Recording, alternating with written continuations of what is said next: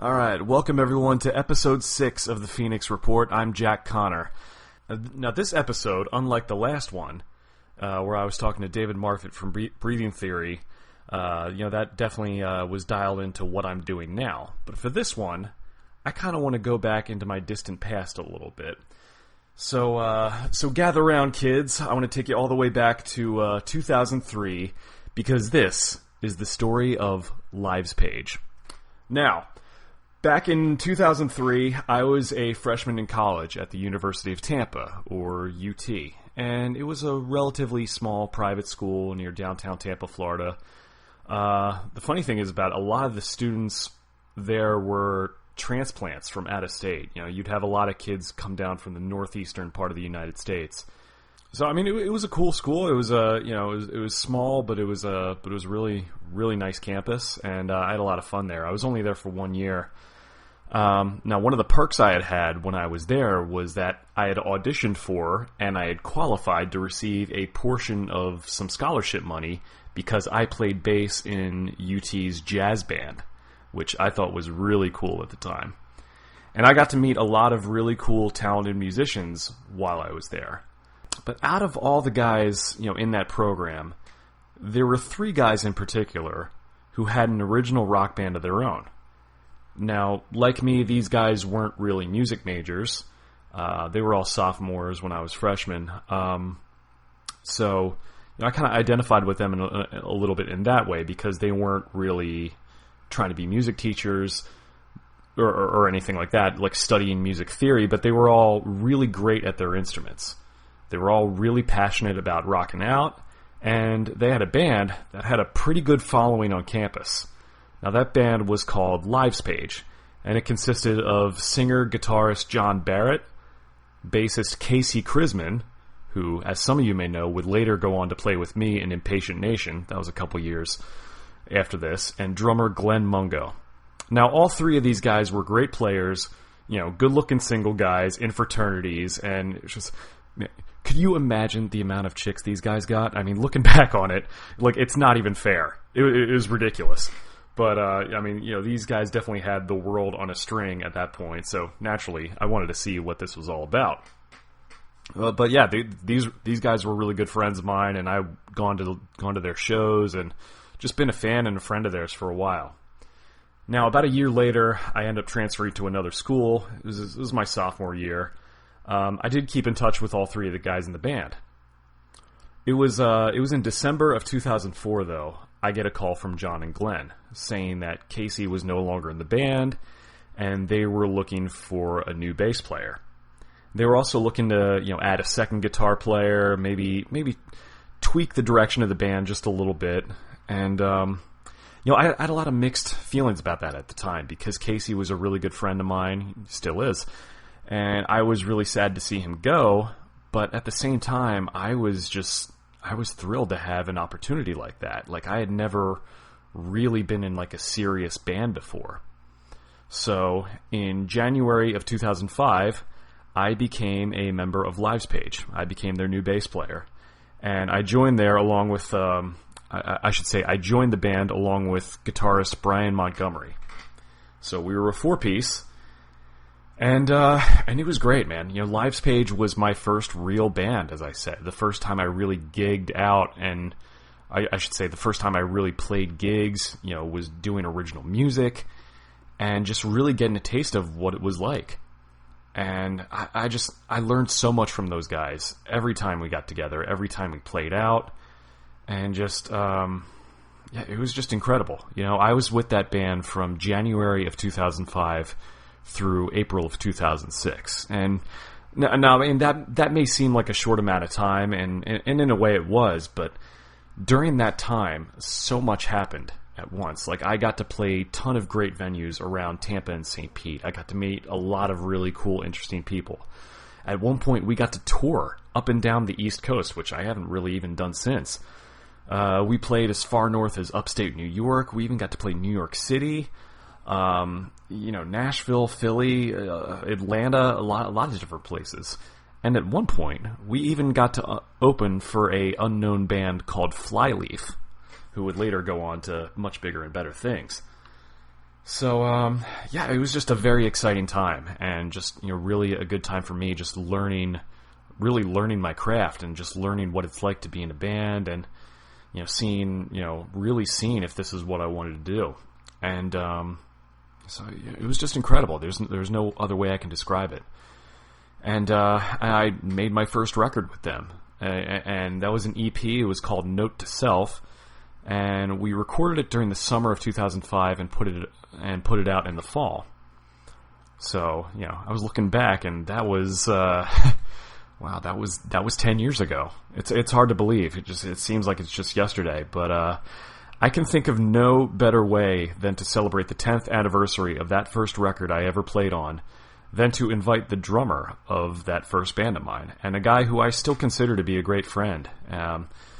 So, I mean, that's really what this podcast is all about, just this sort of reconnecting with the past and just kind of reflecting on where we are now, and it's a great thing. Now, for the last several years, this guy has been the drummer of a band that's based out of Boston called Lansdowne, and he's even started his own production/management company called Mungo Creative Group. So here it is, man. Please welcome to the Phoenix Report, my good friend, one of the greatest drummers I have ever played with, Glenn Mungo. What's going on, brother? What's up, Spanky? How you doing? I'm doing good. Thanks for having me. Oh, dude, this is so great. I was glad we were able to catch up. I know you're a busy guy. You had told me the other day you just flown in from LA. Yeah. I was out there for a little bit of time, getting ready to make a movie. Funny enough, so kind of reminiscent of your days, your acting days. Yeah, back in school, I had kind of dabbled in that a little bit. Yeah, I remember that. Yeah, and I've even been doing a little bit more of that in the last year or so since I moved to Orlando. There are places like Full Sail and a lot of indie films around here. I've been kind of dipping my feet into that world a little bit. Was that what you were doing out there? Were you acting, or was this more of like a production job? Yeah, definitely not an actor. Fortunately or unfortunately, depending on who you're asking. But this is more of a production. So it is. It's a film called Skate God, and kind of a post-apocalyptic thriller that has a very heavy skateboarding influence. So. Guys like Stacy Peralta, Tony Hawk are in the movie. And we just got it greenlit with a company out of LA called Posse Films.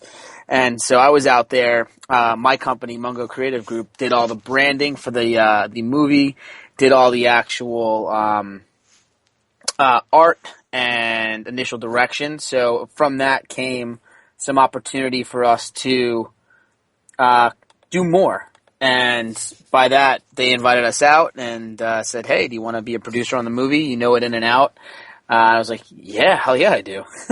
That's pretty wild, man. I had no idea you were getting into film production, but it doesn't surprise me, man. You've always been hustling. You've always been all about marketing and all about the business, and you're like a natural born salesman, but you're not a BSer either, and that's what I love about you. But so that's pretty wild. Have you been to LA before? Or? Yeah. I've been to LA a few times, especially when we were touring with Lansdowne. We played the Troubadour and Viper Room and a few other LA hotspots. Just legendary clubs, man. That's yeah, awesome. It was a good time. We, for when we did Warped Tour, I guess it was probably at that point was 2008. Well, that's a whole nother story. But we, my singer and I, John, who you remember, decided to buy a tour bus. And so we went on eBay, we bought a tour bus, flew out to LA, picked it up, put it on a credit card, and then drove it home from LA all the way back to Boston to start a national tour, which was basically following the date a day after Warped Tour was in each of the major cities. Wow. You guys went for it, man. I'm telling you, you were really doing it there for a long time, and it's just like I would hear about stuff that you guys are doing. I'm like, how the hell did Glenn? How was he doing? How was he affording all this? For one, and it's I mean, it was just, man, you really went for it. Yeah, but I mean, you've always been that guy, though. You always just kind of put everything on the line, and be like, yep, I'm going to do it. Let's do this. Honestly, that's what it was. It was the opportunity, after after everything that we had with Lives Page, and then some of the changes that were made, and afterwards, I went up in Georgia for a little bit of time, and then some of the things that people don't know because it wasn't public information, but after Georgia, I was out in Dallas, and I was drumming for a band called Bless the Broken, and then right after that, I did some studio work with Saliva, and that was really. Yeah, so that was like, hey, I think I want to stick with hard rock. And then, after that, I went back to New York, took like 4 or 5 months off, and I was about to go out to Nashville, and I was going to play with a band. I was going to move to Nashville. And then all of a sudden, I got a call from John, the singer of Lansdowne. I was like, hey, want to come play with us? And I'm like, it's not really my kind of music. He's like, well, we're thinking about changing the direction. I was like, okay, well, let me hear what you're thinking. And he sang me some stuff. I was like, yeah, I'm into that. I remember you sending me a couple different bands. You were like, hey, yeah. Jack, you're like, hey, Jack, I got a couple of these bands that I'm thinking about trying out for. What do you think of that? And you were like sending me their MySpace pages or whatever. And yep. Yeah, I know we're dating ourselves. It's okay. Oh, absolutely. It's all good. But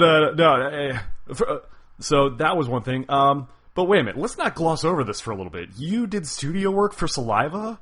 I had no idea about this. No, not many people do, because it was very under wraps. It was, so when I moved to I moved to Dallas for this band called Bless the Broken, and they were awesome. Like, they were kind of like the first real like hard heavy rock band, because I would consider us alternative with Lives Page. Yeah, and then absolutely. This band, it was a lot of double kick. It was a lot of different stuff that was time signature changes and things that were not necessarily new to me as a musician, but new in a band because we didn't really do it.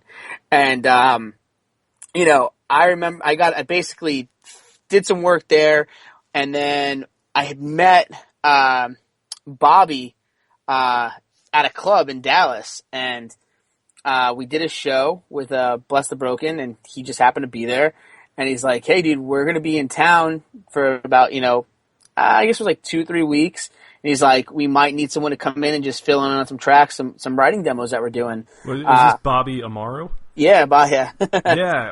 Okay. So I'm trying to think back in the timeline, because he joined the band like a little bit later, like around like 2012, 2011. Yeah, he was like late. that. He was later, but he was around doing writing. Because he was with Egypt Central. Like he was he was in and out. So it wasn't. So this was like it was Bobby, Josie, and it was pretty much just the two of them.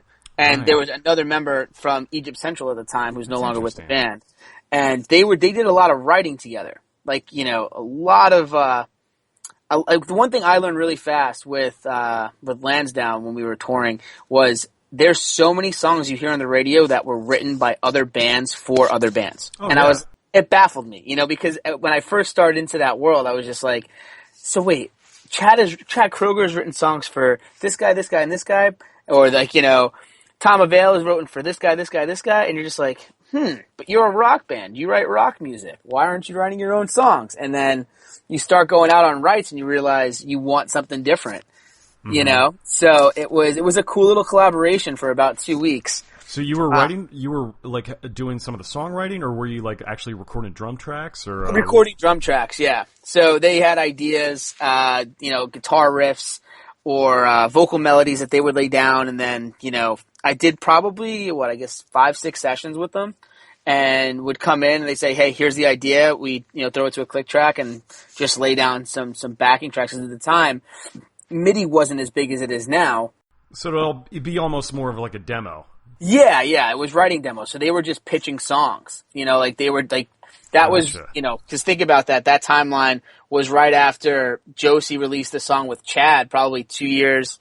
I guess it was 2 years after that. That was back in like 2002. I remember he did the Spider-Man soundtrack. Spider-Man, the first Spider-Man. That was way back in the day. That was like what was that 2004? I don't remember the date. That was 2002, man. Was it 2002? Okay, yeah. So that was like that was the introduction to Josie Scott, and he got hosed on that deal. Oh yeah, I heard about that. He was pissed at Chad about that. So he spent a lot of time just trying to figure out how to get his own rights back into that world without, giving up all the control. So he was writing with everybody.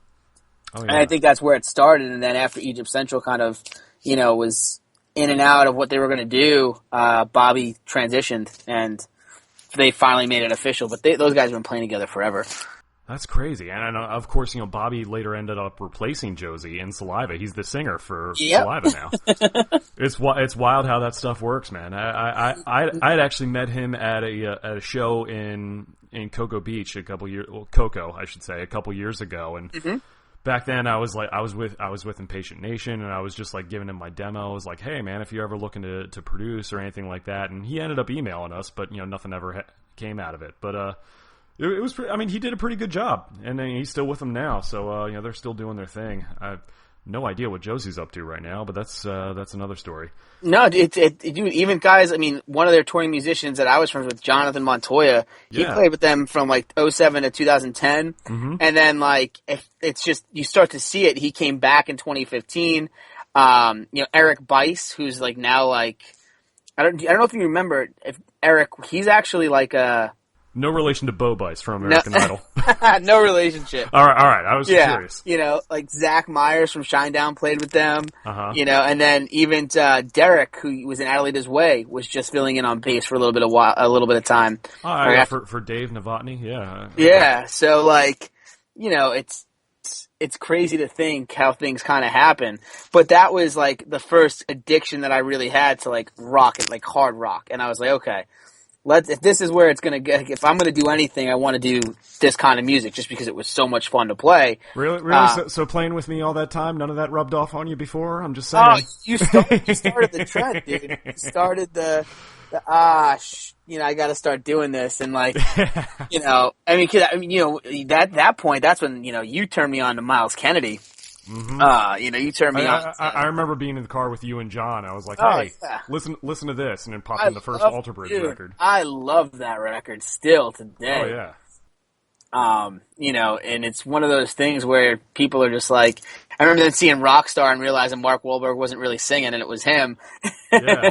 Well, no, he didn't actually do the vocals for Mark Wahlberg's character. Miles actually appeared in the end of it, but it was a guy named Mike Matjevic. Really? Yeah, he was from a band in the really late 80s, early 90s called Steelheart. Okay. And it was right sort of at the tail end of the hairband years that this guy was on. And then for the character who Mark's guy replaced was a guy named Jeff Scott Soto, who was a really good singer and actually was briefly in Journey for a little bit. But so it's a lot of really good musicians were in that movie. Yeah, Jason Bonham was in that too, wasn't he? Yeah, Zach Wilde, Jeff Pilson from Dokken and Foreigner, and just all kinds of legit guys in that movie. So and Miles showed up at the end. He was the kid who Mark Wahlberg pulled up out of the crowd. Yeah, This was pre-Alter Bridge, Miles. Yeah, this is back when he was Mayfield 4, back in 2001. So this is going back a ways. But yeah, it's just it's crazy. So, but no, I was just teasing, man. I'm not taking credit for anything you've done, man. You were out there doing it, so that's all you, man. You impress me to this day, my friend. You really do. But let's talk about let's go back a little deeper though.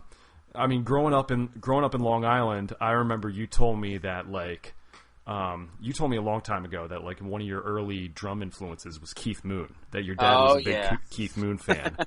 Was that do you remember was there a moment when you were a kid or when you were growing up that you decided I want to be a rock star, I want to be in a band? Was there a particular moment or particular time or something that kind of kickstarted that in your head? Do you remember? It's so yes and no. So I don't necessarily remember what it was that necessarily triggered that idea because, for me, it was I always played music, but it wasn't until I really met you and John. I played in bands in high school and with my friends and, doing the Metallica covers and, all the things that you would do back in the late 90s, early, mid 90s. and the whole punk scene that was taking place. My dad just always got me into, Keith Moon and John Bonham were the two drummers that, before YouTube was big and you knew how to like find things on the internet, he was like, just listen to this record. And I was literally listening to records as opposed to CDs because he had his whole setup in the basement. And, it was just Keith Moon in general. What really amazed me was his stage antics and just how visual he was and how animated he was. And I was like, you know what? If I'm going to drum, I don't care if I'm, as technical as Neil Peart or if I have the rhythm of Buddy Rich or if I can lay down a beat and stay on time like John Bonham. I want to be like Keith Moon, and I want people to like just literally look and say, holy crap, there's a drummer. Like, I might be in the back somewhere, might be hearing something, but it's like visually appealing to watch. And so I just started trying to mimic some of the things I would see. He would stand up in mid-song and ride the floor tom or ride the bass drum. And I was like, okay, that's cool. And then he would do these stick tricks. He was a showman. He was a showman, dude. And I was like, you know what? I didn't want to ever go over the top because I didn't want to take away from the whole idea of what a band's supposed to be, which I think is supposed to be pure and just everyone's supposed to do their thing and not try too hard. But to me, as I started drumming, I realized that was where I had the most fun, really rocking out and just pretend, like literally, it's like, think about when you put on headphones and listen to a record and you would just like escape to a different world. That's what it felt like. I put my in-ears in and just be able to like, everything else just kind of faded away. And, for me, it was every song I would ever listen to jamming in my little like 8x8 room I had this big old Tama drum kit, and I didn't have headphones that were good enough really at the time that you could use, or I couldn't really afford the big old studio headphones, so I would blast this as loud as I could in my room on this pretty much this Sony boombox, and nice. And just try to listen to the song and pretend I was Keith Moon. Nice. So yeah, I mean, a lot of those early Who records, and it's funny. You can even trace that sense of showmanship back to like Ringo, because he was really like one of the first drummers that, at least rock drummers, that people really noticed. And then of course Keith just kicked that up a notch, and you even go with guys like Mitch Mitchell from Hendrix's band. And all that stuff. So I mean, yeah, a lot of the early Who records. You mentioned Neil. Obviously, were you a Rush fan growing up? I got into Rush later than I probably should have, and it was, I think it was because it was so much more technical. Listening to it, and then once I had a real respect for music, once I like got into like sophomore, junior year of high school, and I was doing like the whole marching band thing and really building my chops with that, I was like, I had a newfound respect when I'd hear, Neil Peart play something and realize, holy crap, that's not your standard, 4 on the floor, two kick, snare here. It's like he was all over the map. He had, different kinds of drums, different kinds of cymbals, octagons, things that people never even really knew of or saw before. He was introducing things all the time, and I was just like, okay, now we're talking. And that's when I started getting into more of the technical side of drumming and like wanting to know more about polyrhythms and different rhythm functions and just, different instruments, and not just a drum set now, but different percussion instruments that I really got into probably once later in high school and really when we had jazz band. Yeah.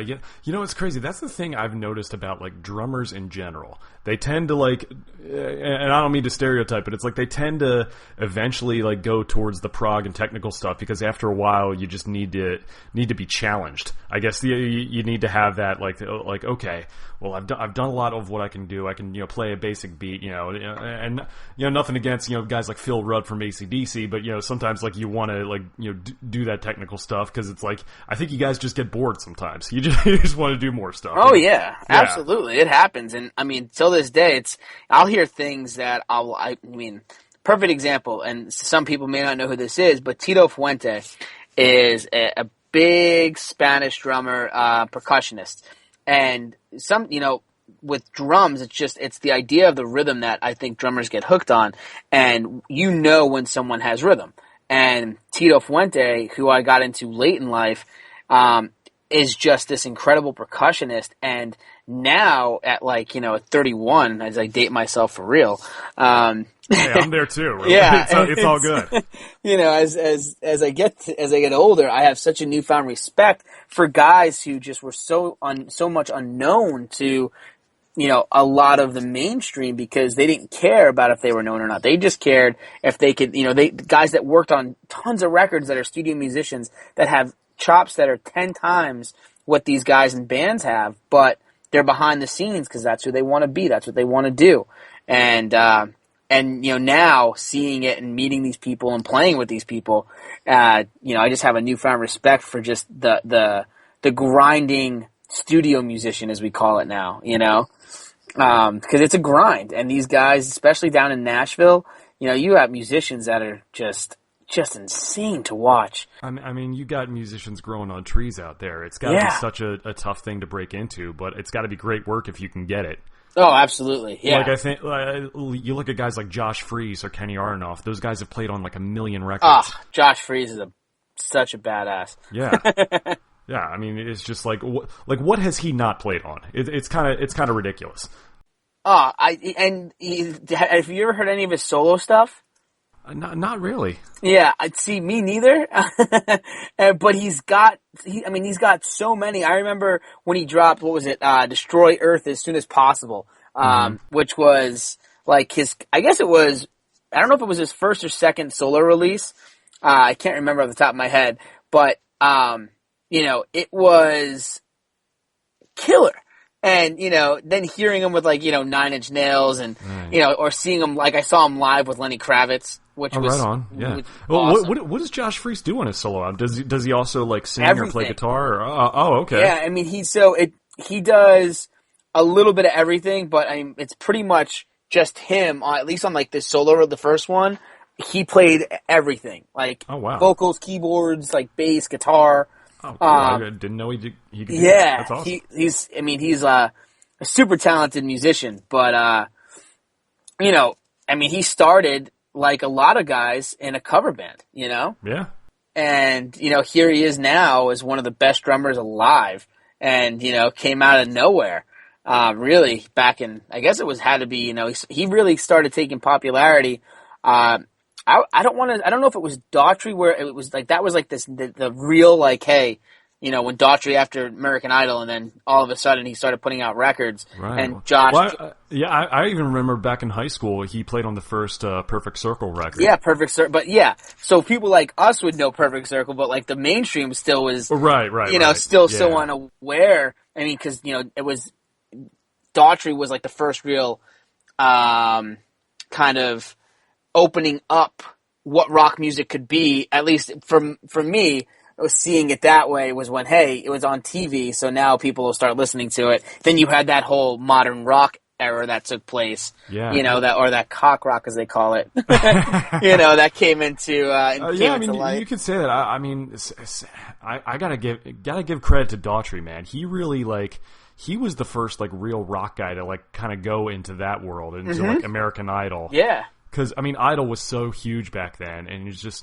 no one would have ever given, any of the rock guys a chance on there. And he went in there, and he outsold, most of the winners that going on. Really, when you think about it, when you talk about, genuine stars that show has generated, you have Kelly Clarkson, you have Carrie Underwood, and Chris Daughtry, and maybe Adam Lambert, I guess, he's rolling with Queen right now. But when you think about it, or Clay Aiken, there's not that many really genuine stars that came out of that, and he was one of them. Oh, absolutely, dude. And it was Leave This Town. I love that record. It's one. And I'm not ashamed to say that it's one of my favorite records in the last 10 years that have come out. I just thought it was incredibly well written, and unfortunately, I want to say Leave This Town dropped in 2009. Yeah. Just about, and it was honestly, I think it was a year too soon, because once 2010, mid 2010 came around, that all of that kind of music started picking up, and he was just too early with it. You And think so? Oh, that's interesting. I think so, just because I don't think it could, I think there were so many good songs on there that were meant for radio that never saw the light of day. Because A lot of them Chad Kroeger wrote. I noticed on there. Yeah, he did. I think he wrote 4 on that record, 4 or 5. Yeah, and it shows when you listen to those songs too. It's definitely that style. Oh yeah, when you listen to that, and you listen to Theory of a Dead Man, Chad has his touch. Oh, yeah. It's Well, I mean, Tyler from Theory of Dead Man. I guess they're from kind of the same. I mean, they're like they grew up near each other, like in up in Alberta. But I mean, so it's like their voices kind of sound similar. So it's almost, it's almost you could almost joke around that they're Nickelback light, but not really. I mean they've got their own stuff, of course, but it's but you can definitely hear the similarities there. Oh, absolutely. And even the real mastermind to me, even with parts of Daughtry and Theory and Nickelback, Joey Moy. I mean, Joey Moy. Yeah, he's the producer. I mean, I remember I actually had the luxury of having a phone call with him, probably in 2013 after he did. 2013 after he did. What was it? Porn Star Dancing and that whole My Darkest Days. My Darkest Days record came out, and I'm like, okay, well, I know he's got his own production company, so let's just start sending him stuff. And then the funny thing, what you realize real fast is even if someone's into you, and like I can say now, working with David Bendith and Johnny Kaye and Mike Watson, some of the biggest rock producers that are that do the bigger bands right now, even if they love you, even if they say, I would do that record in a second, there is still a very large price tag associated with it. Oh, yeah. So, so it's a rude awakening when someone comes back to you and they're like, yeah, I love it. Dude, let's do a record together. So who do I have to contact? And you're like, me. And you're like, oh, you guys who's the label rep? Well, no one. Yeah. And you start telling people, and you're like, well, the biggest differentiator with Lansdowne was we had opportunities to sign and we never did. We signed management deals and, we had all that in place and distro, but, we raised private equity and we raised our own money with investors and did it ourselves.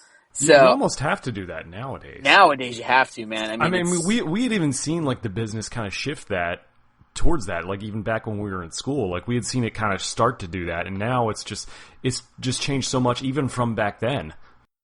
Oh yeah, and the internet's done that too. I mean, because you have so many more options now, especially with crowdfunding. I mean, crowdfunding has opened up the door to have fans really be engaged and involved in what happens with music, and think about if that was around in like the 60s and 70s when people were diehard music fans. Now, I think one goes with the other, so I think if the internet was around, you probably wouldn't have had that same kind of trend.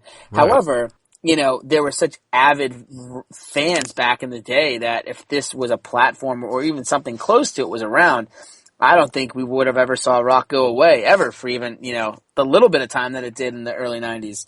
Yeah, I mean, it's crazy. I mean, even you talk about like, back in like the 60s and 70s, that's almost like what FM radio was back then. It was so much more like free form and just album oriented. It was just, it was like the Wild West basically. So the idea that a DJ could play what they wanted is absurd these days. I mean, WMMR in Philly is like one of the last few rock stations in the country. I mean, I grew up listening to it. I mean, I could talk for hours about how that station impacted my life, before I moved to Florida. But well, let's talk about when you moved to Florida, though. I was always curious, like, what makes a kid from Long Island want to go to college in Tampa? I mean, besides the obvious, the sunshine, the beach, and all that, like. Was that like your first choice of where you wanted to go to school? I think it was. So it's funny. So I mean, the story with that goes. As senior in high school, I was starting to look at or junior in high school, starting to look at colleges, and me and my best friend Rob at the time were like, hey, let's go to college together. You kind of make that pact with a friend or two, and then I remember being down in Virginia at the Dixie Classic, which is a big music festival where high school bands compete, and we were there with a jazz band, and we won second out of 55 high schools. It was a cool little festival that takes place every year. And my dad came down He met us at the Dixie Classic, and he was going to then drive Rob and I to UT. And I only heard about UT because Rob, my friend at the time, applied. And he was like, you should come, you should look at this school. And I was like, all right, I'll take a look. Because at the time, I was looking more at like Penn State. I was looking at University of Connecticut, Sacred Heart. So most of the schools were all in the Northeast, except for UT and weird school, which was University of Indiana at Bloomington. I don't know why, but it just had like this really cool like country feel to it, and I was like intrigued by it. So right, it was just something different. It was something different, you know. So my dad gets there, and we're all ready to go, and Rob's mom calls him, and she's like, "No, you can't go to Tampa. No, like you can't see the school. Like you got to stay closer to home." And I remember the conversation, and then my dad's there waiting to take us down, and he's like, "I can't go," and he got on the bus and went home. Oh so no! Rob wound up going to Penn State. Funny enough, and Okay. I got down to UT with my dad and fell in love with everything. I mean, when you ask, the brutal, honest answer is the girls was probably number one. Oh my 4 God, to dude. 1 Yeah, girl to like- guy ratio was not a bad place to be. It was insane. Like, yeah, and I mean, I didn't take part. Like, I was in a committed relationship at the time. I Yeah. behaved myself, but man, I'll tell you, if I was single back there, I probably would have had a lot more fun. But that's, well, it's. it was what it was. Hey, Yeah, absolutely. But you see that, and I came from the Northeast, and I went to a really big high school, and we had like 1,500 kids in my graduating class. So it was like, for me, this was kind of like being in high school still. Like it was like the undergrad class was so small, and the ratio, and then the biggest, I think, compelling factor aside from that, and as you know, was for me was baseball. And I was like, I had all intentions on playing baseball. yeah, that's and right. I got down, and I'm like, I get to school, and this is, I was living at the Holiday Inn my first semester because they overbooked campus. I remember that. Yeah, they would have that. They would have Yeah. freshmen stay at the Holiday. It was the weirdest Holiday thing. Inn, dude. It was the craziest thing. You had room service or housekeeping twice a week that would come clean your room, and That's not a bad deal. it wasn't a bad deal, except if you missed the little tram that they had come by and get you, you had to walk a little Right. further than you would normally. But, for me, it was that. And then, but everything happens for a reason. And, I got down there. I was there for a month and a half. Baseball came around, was getting all ready. And then all of a sudden, after I start, baseball starts, and then I decide, someone mentions to me, hey, you should think about rushing a fraternity. And I'm like, oh, yeah, I'm kind of consumed with everything else, but maybe I'll think about it. And they're like, well, come down, we have a flag football team. I'm like, I was big into sports. I was like, I'll be there. So I get there. First game I play with Pi Cap, tore my ACL and my meniscus. So, Not a good start, but okay. Not a good start. And at that point, I realized, not going to be able to play baseball this year. So I might as well continue pledging a fraternity. And I continued pledging Pi Cap, and that's where I met John Barrett. And, Right. and I knew Casey because Casey was in jazz band. Mm-hmm. That's where it all started. John had an acoustic guitar. He was pledging a fraternity. I met him. And, I was always into music, and that was where I think, people say you hit a crossroad and you go one of two ways. If I didn't ever get hurt, I mean, first of all, let's be honest, I was never going pro in baseball ever. But, I think my focus would have been in a much different place if I was playing baseball for UT for a year or two or however long that may have lasted. But by getting hurt and joining a fraternity and meeting John, that took me on what, really led to the next 10 years of my life. Right. And Well, meeting well, you. I remember even back then you were still studying marketing, so I knew you were still learning stuff that was going to benefit you later on down the road. Yeah, it was trial by fire in a sense. Like, I knew I wanted to focus on marketing, and I didn't want to really I didn't want to change my major and become a music major because, Right. although I love drumming, I wasn't sure what I could do with that. So marketing was the safe play, and it was the most interesting to me at the time. So it allowed me to start figuring out ways how to market Lives page, and that's kind of where it started. I remember being in the computer room of UT trying to figure out T-shirts or trying to figure out that, that LP with the upside down heart that we had. Yeah. Or the Lives page which was John's idea, the apostrophe after the S. Made no sense grammatically. Dude, nobody was able to spell the name of the band right. Nobody could ever spell it right. But I mean, it was catchy though. So, and by the way, that logo, I still have the T-shirt up in my closet. No way. I do. I've actually posted something to it on Facebook a while ago. That's great. You got to save that. So whose idea was it with the band? Was it just like John? Did he come up to you? He was like, "Hey, man, I've got some songs. Let's go." No. So the way it kind of started was John said John came from like South Hadley, Massachusetts, which is like Western Mass, and he had like a couple like acoustic demos that he did with like this Roland, little like recording. I forget what it was, a Roland something, but it was a little idea that he could basically lay down a drum track and a guitar track and record his own little stuff. So he sent me some of that and we were listening, but it was really that we started with covers. We started with Hendrix covers and Stain covers and, just these different songs because, John's voice was kind of in that same Aaron Lewis kind of vein. Yeah. And so we just started playing covers at first. And then from there, we said, "Oh, maybe we should try to, work on some other stuff." And John's like, "Well, I have these ideas," and that's where the first record comes from. That, "Come Home," which was a story about his cousin who passed away.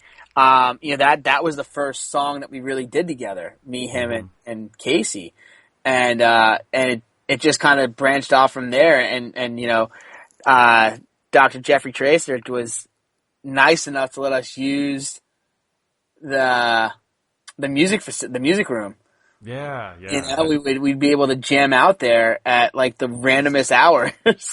And by the time I was in school there, I would come by and hang out while you guys practice, and I mean there would also be a ton of chicks there, but most of the time I would come by and see you guys do your thing. It was funny because you think about what college is like, and because we were a small school, on a lot of bigger campuses, you probably would have had a couple bands that were like, that were probably around. But with us, we had such a small school, there was maybe one other like kind of semi band that was really doing anything at the time.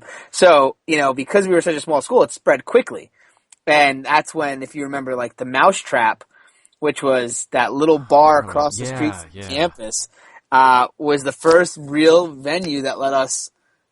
We'd set up in this back corner by the dartboard on Tuesday nights, and they let us come in for an hour and just make noise. Right, which is awesome that you guys had a place like that, and just to sort of develop and like almost do like almost a glorified open mic, but still, it was a place to play, and you guys had And obviously that's something you don't find too much in your adult life now. At least I don't. But at least you guys had that at the time, and that's where you guys really cut your teeth. Yeah, it was, and it was Casey's girlfriend would let us use her pickup, and we'd get in the pickup, we'd throw all the gear in the back. 2 people would be in the pickup, and 1 person or 3 people would be in the pickup. 1 person would have to be back with the gear, and we would just play anywhere we could, if there was an event on campus that would, we played in the cafeteria, we played in the parking lot of Vaughn, we played. Yeah. I remember that. I mean, you guys were already sophomores, and this was like my freshman year when I got there, and there would be like stages set up outside. I would come see you guys at local clubs like the Mug and the brass mug, the original brass mug. The original brass mug, yeah. Yeah, and just all kinds of stuff. And there would be, I mean, obviously the fraternity connection definitely helped because you had all those people there. Just you had a built-in audience right there. Yeah, we did. I think that was the key to us doing anything really and succeeding, at least in the beginning on a small microcosmic level, because of the fraternity. Guys would come out and support, and when the fraternity came out, the sorority came out. So, and then if a sorority came out, another fraternity would come out. So you'd have, it's like a Greek life party at our shows. Right. So it was cool to see how it all started, and then really once we transitioned, when you came in, that's when we started playing out more. It's Last Day, the guys in Last Day Alive. That's right. That's right. We met them. That's when, the tour happened. The infamous tour. Oh, yeah. No, Mark and I still get together and talk about it. Like, he still lives down here, and he's married with 2 kids, by the way. Oh, yeah. I see that on Facebook. I know. No, Mark is a great guy, and I definitely want to have him on the show, at some point. And, he and I still keep in touch quite a bit.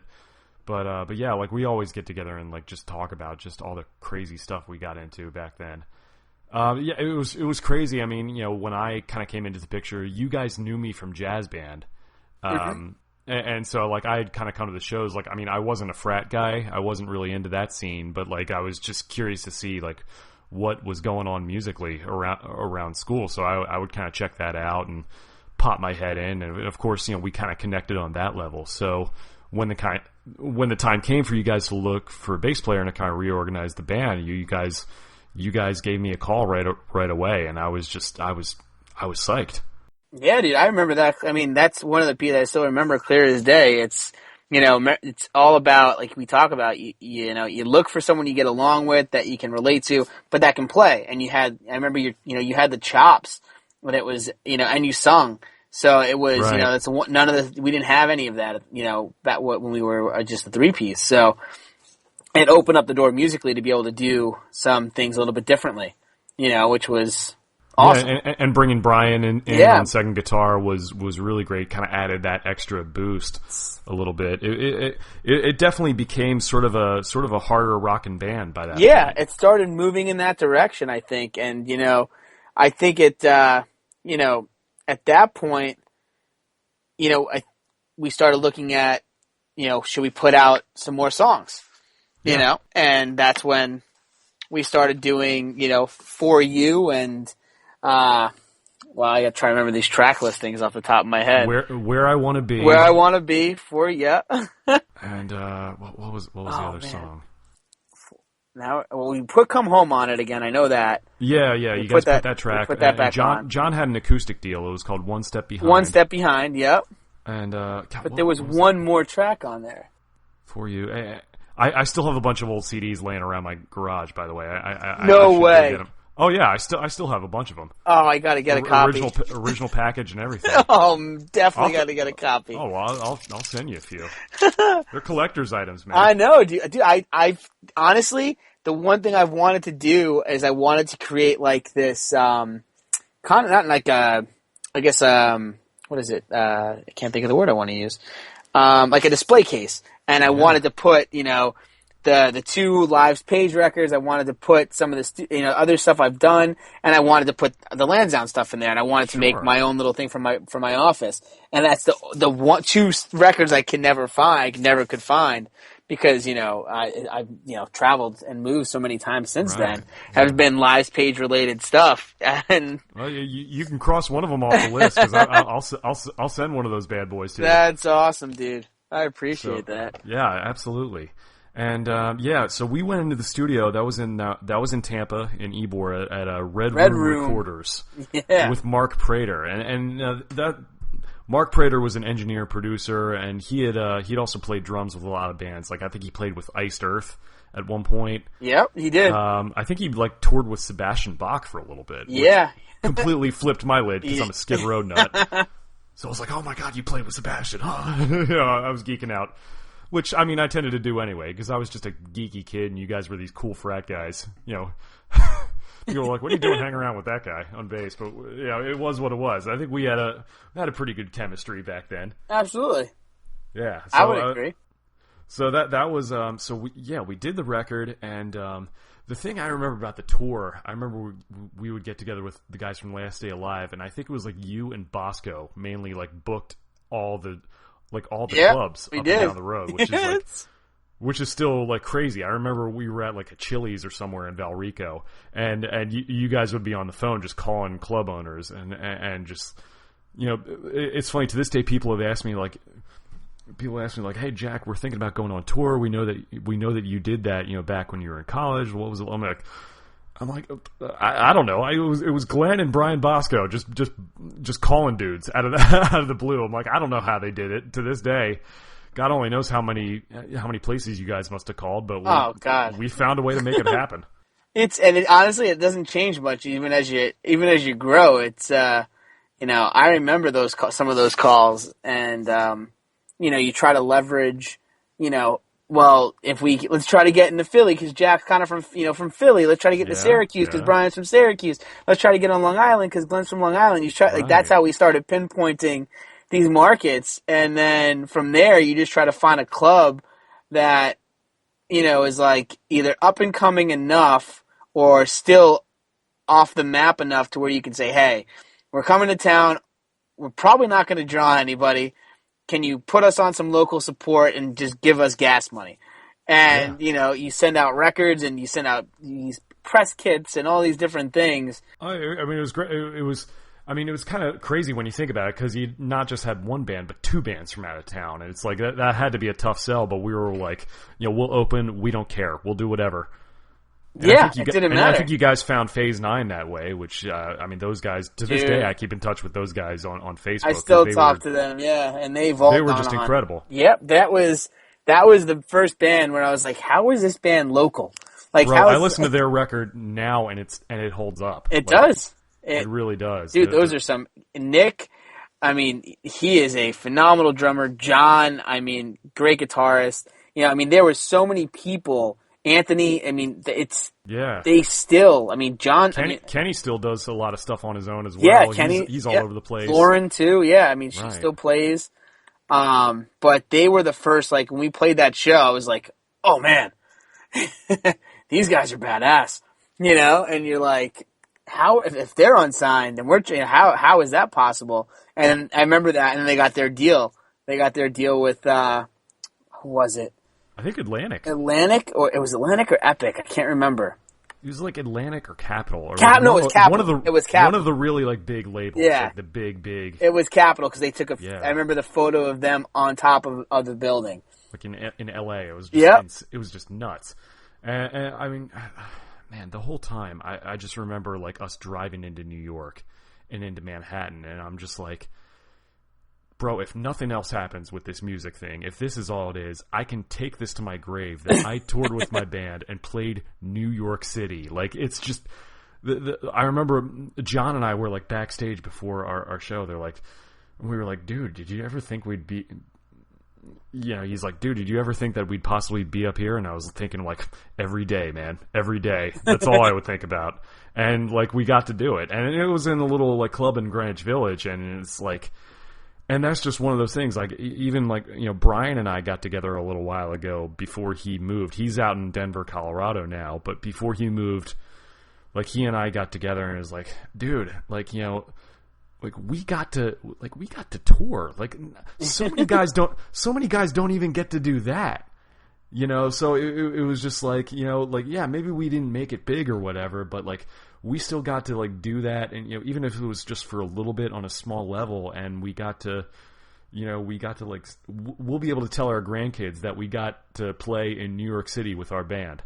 A lot of guys don't get to do that, so it's just one of those things. As insane as that whole experience was, and there were certainly a lot of ups and downs with it, that's one of those things where it's I will always remember that. Oh, absolutely, dude. That was, and for me, it was the first, that I think that sealed the deal for me personally, that said, hey, you're going to deal with a lot of bullshit. There's going to be a lot of ups and downs, but if this is what you want to do, here's a little taste. And I was like, you know what? This is what I want to do. Yeah. And, you're always going to deal with band drama, and you're always going to deal with personalities, and it's inevitable. It's all about the company that you keep in the band, and knowing that just like a brother or a sibling, you'd go to bat and you're going to argue, but at the end of the day, there's still a common goal, and that common goal is making music. And just having the experience of being on the road with the Last Day Alive guys was just. If that doesn't test your patience, those guys were out of control. But they were great. But it was chaos. It really was absolute chaos. Yeah. We came back. It was 10 days. We came back broke. just hungry, like exhausted. We were like discovering new smells. Like it was insane. We rented the van out of Orlando on a company called Bandwagon. I remember this. Right. And I remember calling this guy, this like late 20s, like blonde hair, long shaggy hair, and the guy started his own company. He was renting vehicles to bands. And I'm like, this seems like a terrible idea or a terrible business model. But I was like, hey, here's what we're going to do. And then he rented it to you based on your tour routing and the potential that you would make in money. And I remember being like, hey, we're probably not going to make much. And he goes, oh, how far are you going? Going to New York, man. You're going to New York and back. All right, it's going to cost you X. And I was like, oh, but what if we don't make that? He goes, well, give me half now, give me the rest when you get back. I'm like, what? Were you guys able to pay him? Yeah, we paid him. Wow. It was, I don't know how. I think we got some money from my parents, some money from Brian's parents. I think everyone's parents gave money at some point. Right. And, you remember that little trailer we had? Yes. And we just... I mean, by the time we came home, it was like a violation of the Geneva Convention. It was like a Superfund site on wheels. It was nuts. Like, yeah, I mean, you had to be there, really. Yeah. But we got through it, and I remember like we got back the day, like that same day was like my first day of classes, and like I like headed right to my first day of class, like the day we got home. Mm-hmm. I was just like, man, I hope because it was like the first day of classes for my sophomore year. I'm like, I got to make it, or else I'll fail out, or they'll drop me from the class. So I was like my mom came pick me up. We were rushing towards the campus, and it was just it was chaos completely. But we got through it, and another thing I remember about that tour that was significant. When we got back, we kept hearing stuff on the radio about, hey, there's this big hurricane that's happening in New Orleans. Oh, yeah. And it was Hurricane Katrina. Mm-hmm. I remember and that. Like coincided with like right as we came back, and I remember we would be going down like I-95 or no, it was I-75 actually in Florida where we were, and like we would see it. I remember seeing like a bunch of like power trucks, like a whole convoy of them going up the other way, like up the coast. And I was like, huh, that's weird. I wonder what's happening there. Like they were probably, just going to help with the relief effort. Yeah. So, I mean, it's just wild how all that sort of came together. And it's funny the things you remember about, about stuff like that. It's pretty remarkable. Oh, dude, it really is. And, I mean, you don't think, you're so isolated, and that's the first, I think, trip into how isolated you are, in the grand scheme of things when you're on tour. Like, even now at 30 or 31, that, when I go out on the road, it's like Peter Pan entering Neverland. Like, all the things that are happening at home in real life all, like, disappear, and you are in a rock band. Yeah. And like the outside world, it's hard to get in. Even with social media, it's like you're on a bus or in a van or whatever you're in, you're city to city, and you're so consumed with what's going on is you don't realize what else is happening around you. It's crazy. Yeah, and that was one of the things I remember we had stayed together, and even after we got back, we were just kind of energized, and we were still playing a lot of gigs, and there were a couple changes up and down the road, but I mean, I had stuck around until April of 2006, and that was like one of those things, and that was such a crazy time for all of us. And it was something I was really conflicted about because I didn't want to leave. Yeah. I really didn't want to leave the band. I mean, I was definitely conflicted about a few things, and there were a couple things that I remember feeling, during that time. I remember feeling like I wanted to write and sing more, mm-hmm. but I imagine it's probably how like maybe George Harrison felt in the Beatles, where it's like he had ideas, but like maybe his songwriting wasn't quite up to snuff yet. Mm-hmm. And the only problem was that he was in a band with John Lennon and Paul McCartney. That's kind of how I felt, because John had a lot more experience than I did writing, and the stuff that I would come up with would be just completely on the other end of the spectrum of what we were doing in the band. And originally my idea was like, okay, well, maybe I'll be the Paul McCartney to his John Lennon and just come up with some different sounds. And it didn't really work out that way. And in hindsight, I see why, because not everybody immediately gels with one another when it comes to songwriting, even if they're in the same band. Yeah. And I think, my experience in writing really wasn't as good as it could have been. I was still really kind of finding it. I was so new at it that I wasn't really quite as good as it could have been or as it should have been, and it just was what it was. So in hindsight, I can look back on it and I can see why it didn't happen. But that really wasn't why I ended up leaving. Ultimately, there were plans, and we were talking about going on another summer tour, but it would have been for 3 months straight. And yeah. And at the time, I was still in school, and I was thinking wow, well, I had fun touring for 10 days, but it's just 3 months at a time, and we're not signed or anything. We don't have any money, and it's just I just knew that, and I was very conflicted about it, because part of me felt like I was giving up, or part of me felt like I wasn't as dedicated. But at the same time, it's I had a job internship lined up, for what I was studying for in college. Yeah. And I had, a lot of things I was dealing with at the time, and just I was trying to reconcile my personal life with what was going on in the band. And it was just very difficult, but I knew that I couldn't go on the road for 3 months, and that's when I ended up deciding that I had to go. And it was something that, I remember that whole summer was a rough period for me, because, eventually the relationship I was in, I was engaged at the time, and that came to an end. And that so it was I lost the band, then I ended up losing my fiance in the span of 6 months after that. And not that I necessarily blamed any of you guys for that, because it was just one of those things that kind of all happened at once. But there were several times in the months that followed where I was thinking, man, did I make the right call here? Should I have gone on the road with the guys? Or maybe things could have been different. And and then about 3 months later, I ended up getting the call from John that you guys had split up. Yeah.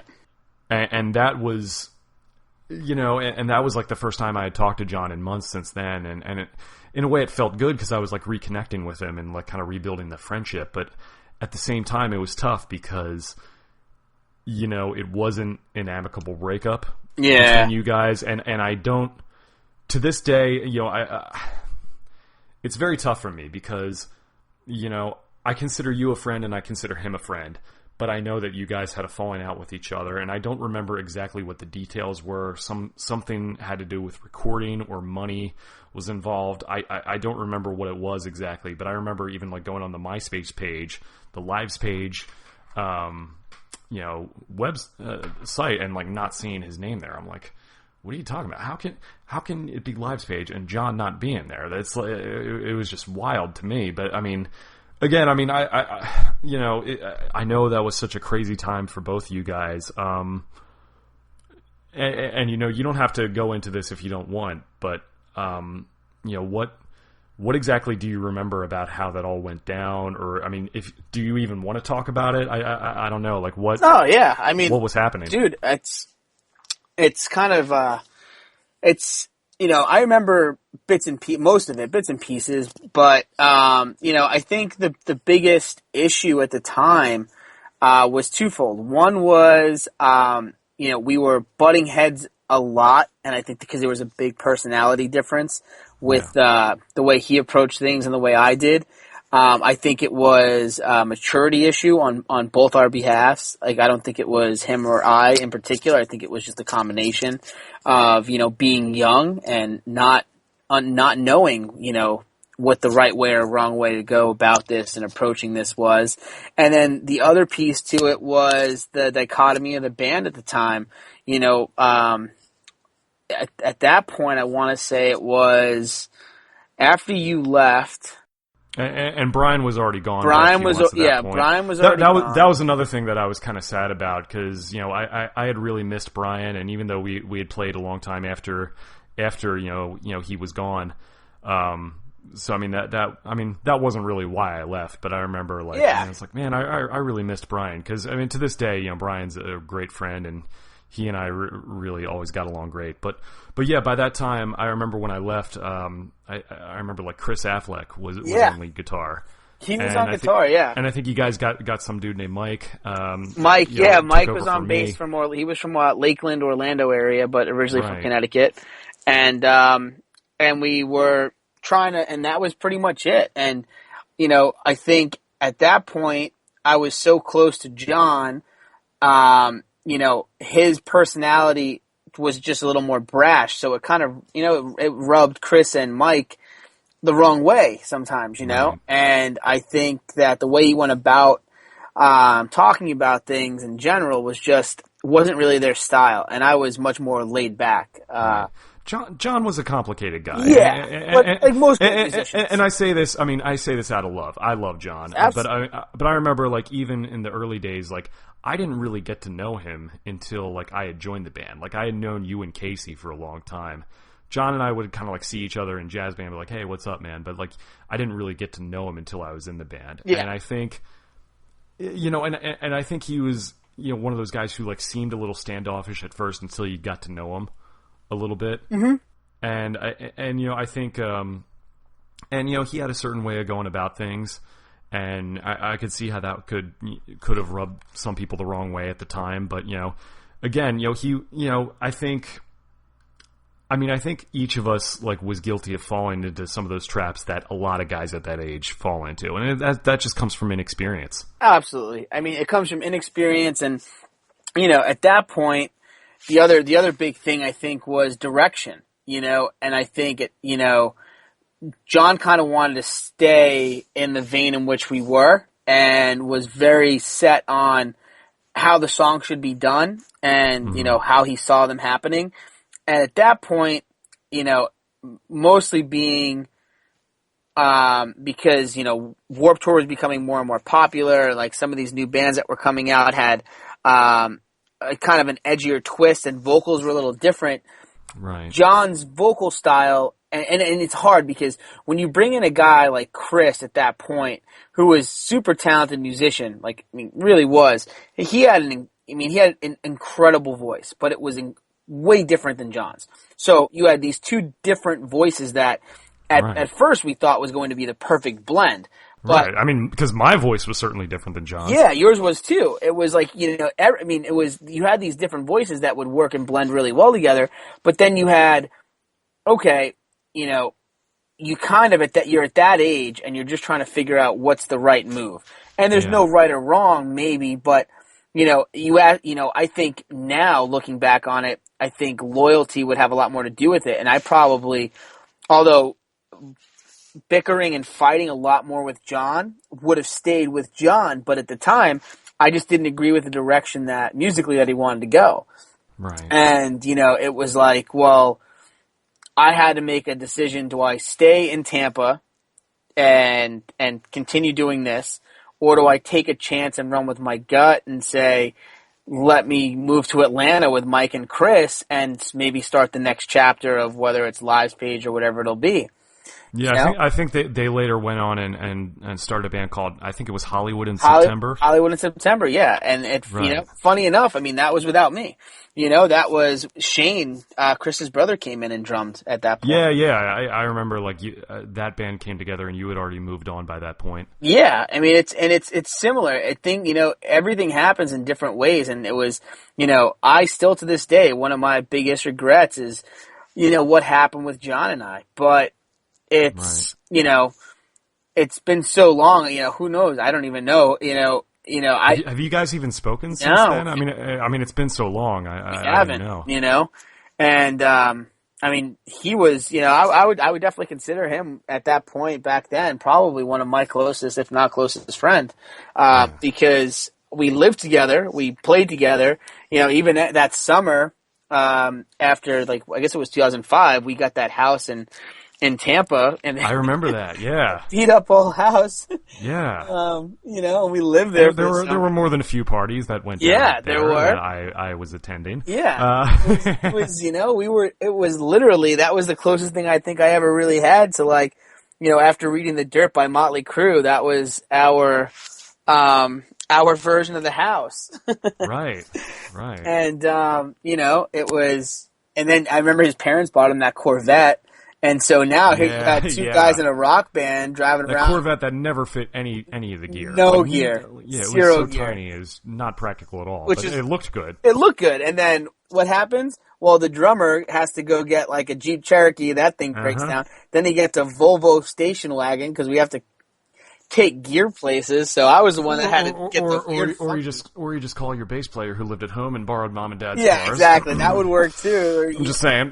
Get the SUV or the, get the larger car so that way we can fit stuff. I borrowed my mom's SUV many a time. Oh, absolutely. I can't even count, dude. I mean, oh yeah. So, and then he would come and meet us, or he'd meet us at the show, and here he is rolling up in his Corvette, the lead singer that he was. Rockstar Supreme. Yeah. You're like, God damn it. He's living it. Yeah, we just cramped in, Jack's mom's car. Right, pretty much. And we brought all your gear in. That's right. Yeah. I remember there were points where it's like you guys were storing your gear at my mom and dad's house. Yeah. Like what? Uh-huh. Yeah, it was wacky, but yeah, it was, dude. It really was. That's how it is when you're in college and you have no money and you're trying to do what you got to do. Yeah, trying to figure things out. But oh man, it was. There's definitely regrets there, but I always wanted the best for everybody. It was just, you can't. That was a situation. There was, I think any decision that was made on anyone's behalf, there was no win. It was a lose-lose situation anyway you looked at it. It's tough because you're mixing in stuff that you want to do with business decisions, personal decisions, so hard. And trying, and you still have the best intent, but you don't really want to hurt anybody. Yeah, I mean, I've never known you to be malicious towards anyone. Even if you didn't agree with somebody, it was never I never knew you to be vindictive or trying to do that on purpose or try to put anybody down just because they don't maybe agree with you. Yeah, or anything like that. That I never got that vibe from you. That wasn't. Yeah, it was never really my MO. It was just it was hard because Live's Page was something that started with John and I, and then Casey, and then you, and we kind of built this brand, if you will.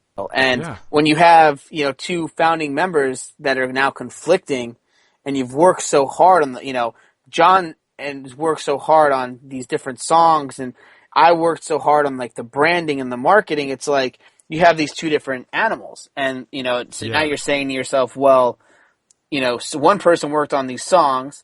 Oh yeah. But now it's not going to be the same kind of music, and one person worked on the branding, but it's not going to be the same members of the band. So what probably should have happened is we both should have been able to be adults about it and say, okay, we'll both leave it and we'll start new things. And right, because it's at the same time, as much as he was the writing and the voice and the face of it, you were definitely doing the hustle and the business end of it. You guys really complemented each other that way.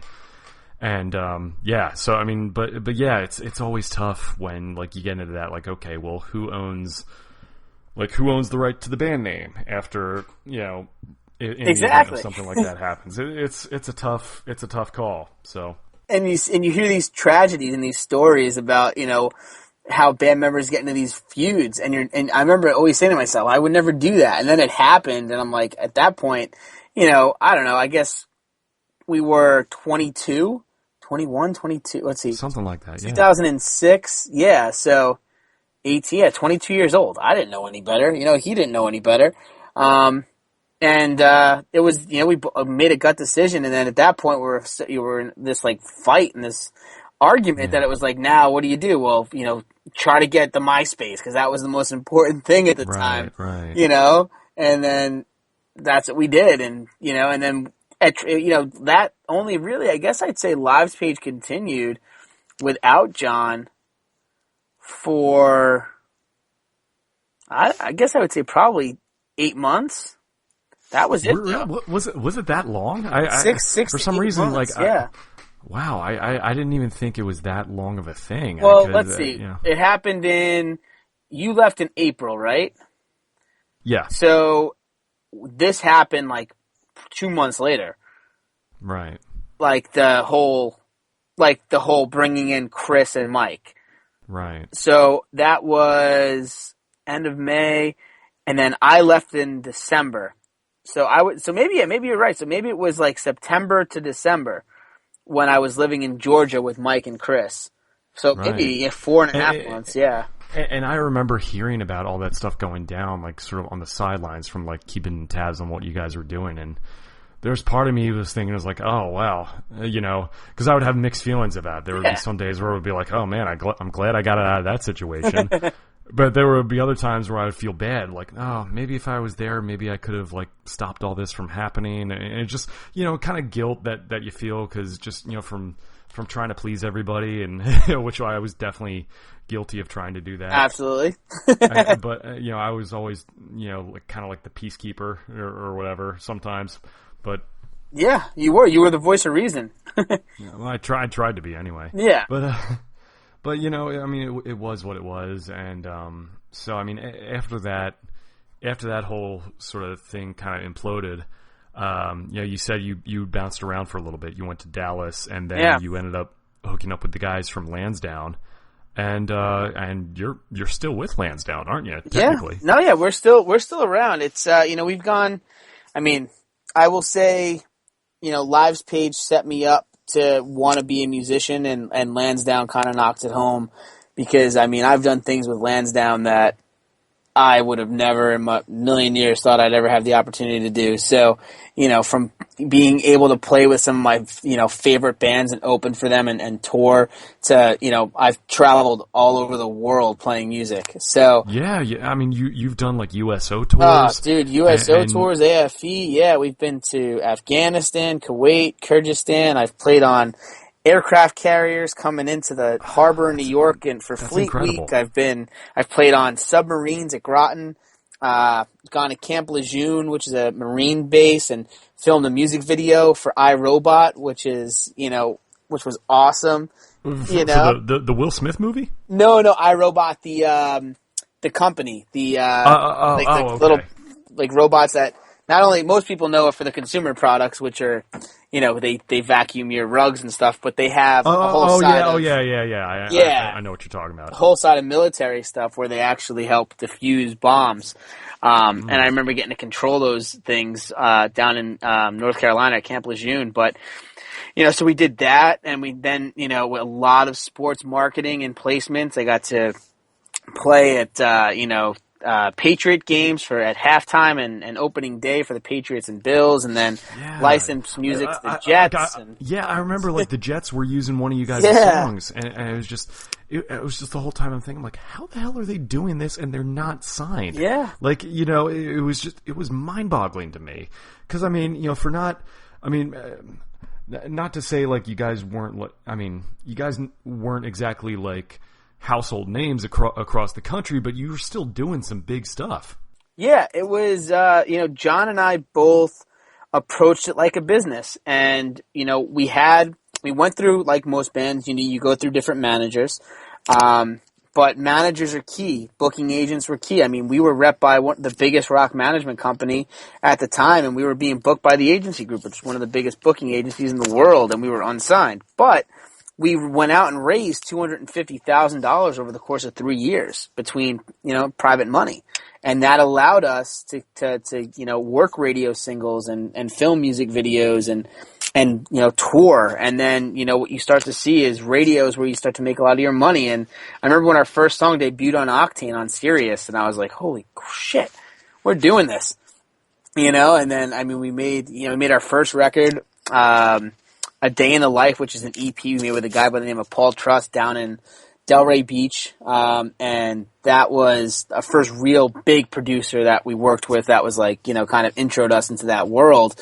And from there, you know, we started shopping it around and we picked up management with these guys, G&G Management out of who managed Pop Evil and still manage Pop Evil. Yeah. And they said, go in the studio, finish the record with Paul. So we finished Blue Collar Revolver, and that was the first full length that we put out. And then we did some touring with Pop Evil and opened up for Creed, which was, you know, I know that was a big thing to you. Yeah. I'm a little bit of a fan of those guys. Yeah, so that's, just a little. I remember calling you. I was like, "You what? Yeah. What are you doing? What is happening? Why am I not in attendance at this event? I hate you so much right now."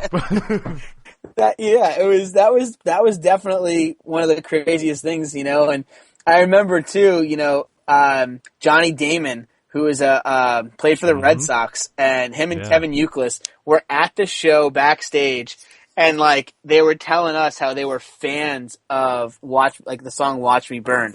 And I remember being like, "Holy shit! Did Johnny Damon just say he's a fan of mine?"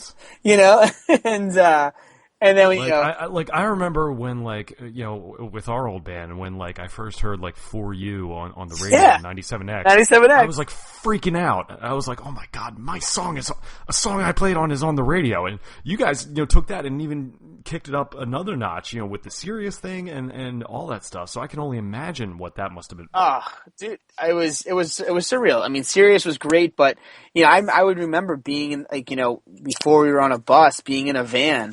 And being driving down the road and like coming to a city and then hear like the tag or the call for the show tonight on the rock station and hear that sample of a Lansdowne song and, you know, hearing our songs on different stations and going into stations and doing, you know, your in studios and your, you know, all these things, and then, you know, doing full runs with Seven Dust and Puddle of Mud and bands that I loved, and then doing like the big major rock festivals. And I was like, we're really doing this, and we're like we were the only unsigned band for about a year doing stuff like that. It was just nuts. Like, I remember seeing like pictures of you with Lejeune from Seven. Yeah. Like, what the hell is going on? We're getting wasted with, that's my college buddy Glenn. Yeah. What is he doing with Seven Dust? And that was South Carolina, or like, you know, I remember hanging with Morgan from Seven Dust as well, at, you know, Tree Sound in Atlanta. He was recording a band called Never Set, and just you know, exchanging stories. And then, you know, big band that I was really into is a band called Evans Blue, and Parker Luaison, who is a complete douchebag, and I mean douchebag with love, by the way. But okay. He was like my big brother on that tour and taught me the ins and outs of what it was like to be on the road. And you know, to me, it was like surreal, because I would talk to some buddies that also listened to that kind of thing, to that band, and they were big at the time, you know. And it's like you're hanging out every day with, like, you know, Parker, and, you know, you're doing this and you're doing that, and I'm like, dude, I don't know how it's happening. We're riding this wave. And then after that came like the singles, which was Conquer Them All, which we did with Johnny K. And I remember being in Chicago at his studio and seeing these records on the wall with Disturbed. He produced like the first couple Disturbed records. And all these, you know, all these bands that he produced, and we did Conquer Them All. And then from there, you know, management was like, hey, we need to do another single.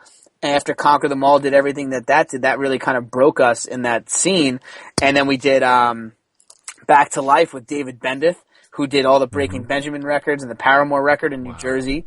And then, you know, after that we did what was it? No Home But the Road, and we did that with Mike Watts. And then Dan Donegan from Disturbed played the solo on the first track of the record, and I was like, what is happening? No way. Yeah, Dan Donegan, that's amazing. Played the solo on Frankenstein, and I remember how that went. It was like, okay, we need a really badass solo. It's got to be like this. It's got to be dirty. It's got to have enough twang, but it's got to be tasteful.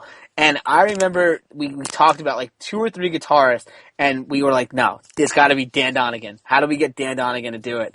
And I remember my bass player, Mike, literally messaged him on Facebook and said, hey, Dan, big fan of Disturbed. And, Dan, if you got a minute, And he knew of the band, which was cool. He's like, oh, send the track over. I'll take a listen. And he's like, yeah, I'll do something. So I remember he sent it over. We were like batshit crazy that he was going to do something. And he sent us something back like a day later, literally like a day. He's like, how's this? He's like, I'm going into Johnny's studio. I'll lay something down. And it was like slam dunk perfect. And we were like, this is awesome. And then we laid it in, and then that was it. And, I keep in touch with him on Facebook still. And, it's just crazy how those kind of things happen. But and that's one of those things. It's like, if I didn't see the pictures of it myself, exactly. I would be like, this guy is so full He's of so crap. full He's of working crap, with Disturbed. No one's heard of this band, Lansdowne, whatever. But it's like, I mean, I know for a fact that it's like, I've seen like some, like, okay, yeah, they're doing this. Like, I mean, for being as under the radar as you guys have been, and I mean that in a good way, but for as like being as under the radar, you guys have really made some moves over the years. Yeah, and it's funny because I've been more surprised when people have said, "Oh, I've heard you guys," and been like, "Well, how?" And then like I look at some of our numbers, and it's like, things that are like crazy to me is like "Watch Me Burn," for example, has over 650,000 streams on Spotify. Like, we have over 2.5 million streams on Spotify. We do, even still, like, even when we're not on the road, we're selling over, 1,500 singles a month. A lot of it overseas still. Like, our numbers, like, we've sold over 80,000 singles. Like, really? These are things that, like, you would never know because not a lot of people know of the band. But, we've done so much. I mean, we charted on Billboard in the top 15. We've had singles rise up on the active rock charts to as high as 22, and it's like you see your name with these other bands that, I mean, I still listen to this music. I listen to Octane all the time, and it's like, I've played with 95% of the bands that are on the charts right now, and it's like, that's incredible. It's so cool, and it's like, where do you think, like, I mean, is there a particular like part of the world or part of the country where like most of your fan base is concentrated? Yeah, well, it started in Boston, and I would say it dramatically shifted. Michigan became one of our biggest markets, because we were doing a lot of touring with Pop Evil, who was from there. And then I would say for us, another big market was a lot of the Texas markets. Houston, Dallas became big for us. Rhode Island. A place called the Rock Junction. Henry and Rick Ottaviano at the Rock Junction put us on the map in Rhode Island, where we started selling out shows on our own. And we would literally play like once every like 2 or 3 months. And it was like, dude, I can't describe it because I wasn't there in the 80s what the Viper Room was like, but I can only say it had to be somewhat close to that because we'd get there and we were like Motley Crue. Like, I swear to God, like the town of like that we were in Rhode Island would just shut down, and this bar would go from, and it only held like 300 people, and it would be over capacity at like 375 people. We'd be on stage. We would, we were all wireless. So like our guitarist, Josh, would be running down the bar. Like he'd be underneath the bar doing shots while we're playing. Like, I mean, we would take over this place and living the dream. Oh my dude, it was surreal. And, luckily, there was a hotel right behind the bar, so they would put us up there every time we came in. But Rhode Island was really big for us. Funny, Parkersville, West Virginia, Hagerstown, Maryland, places that people have never heard of, and we were drawing hundreds of people at. And it, honestly, what that stemmed from was A, great promoters, and B, awesome clubs, like clubs that still wanted to have rock music be something. And when just like probably just a lot of word of mouth too. Yeah, just working the road. Just working the road. You guys had come down through Tampa, St. Pete a couple times. I'd come to see you guys play over the years. Yeah, we were down there a few times, and yeah, I would say for about 2.5 years we were heavy on the road. I mean, we were on and off with Pop Evil, with Puddle of Mud, with Seven Dust, with Theory of a Dead Man, Evans Blue. We did dates. We did a week run with Shinedown. We did. Well, Which, by the way, Live's Page, or early on, Live's Page Opened up for Masquerade. Shinedown. Early, like, this is before my time, but still, like, you know, that was like one of the things I was like, oh my god, these guys played with Shinedown. Oh my god, like, how does that happen? Yeah, I remember that. That was all courtesy of Vinny at Masquerade, who gave us the side room. And what a great venue that was. Oh, dude, it really was. I so badly wanted to. We never got the chance to play that main stage. But well, I mean, you and I did eventually. Well, yeah, but I mean, like that for that show is what I was referring to. Like we were in the side room, but even at that, it was still so cool because we had access to everything, you know. Right. And I remember being able to walk around and show for my first. It was the first time I was able to show a lanyard and be able to tell people. Oh, that's big time. So now I've got. Oh, gee, I mean, that's the one thing I saved, and I've got. I'm looking at them, like 30 of them.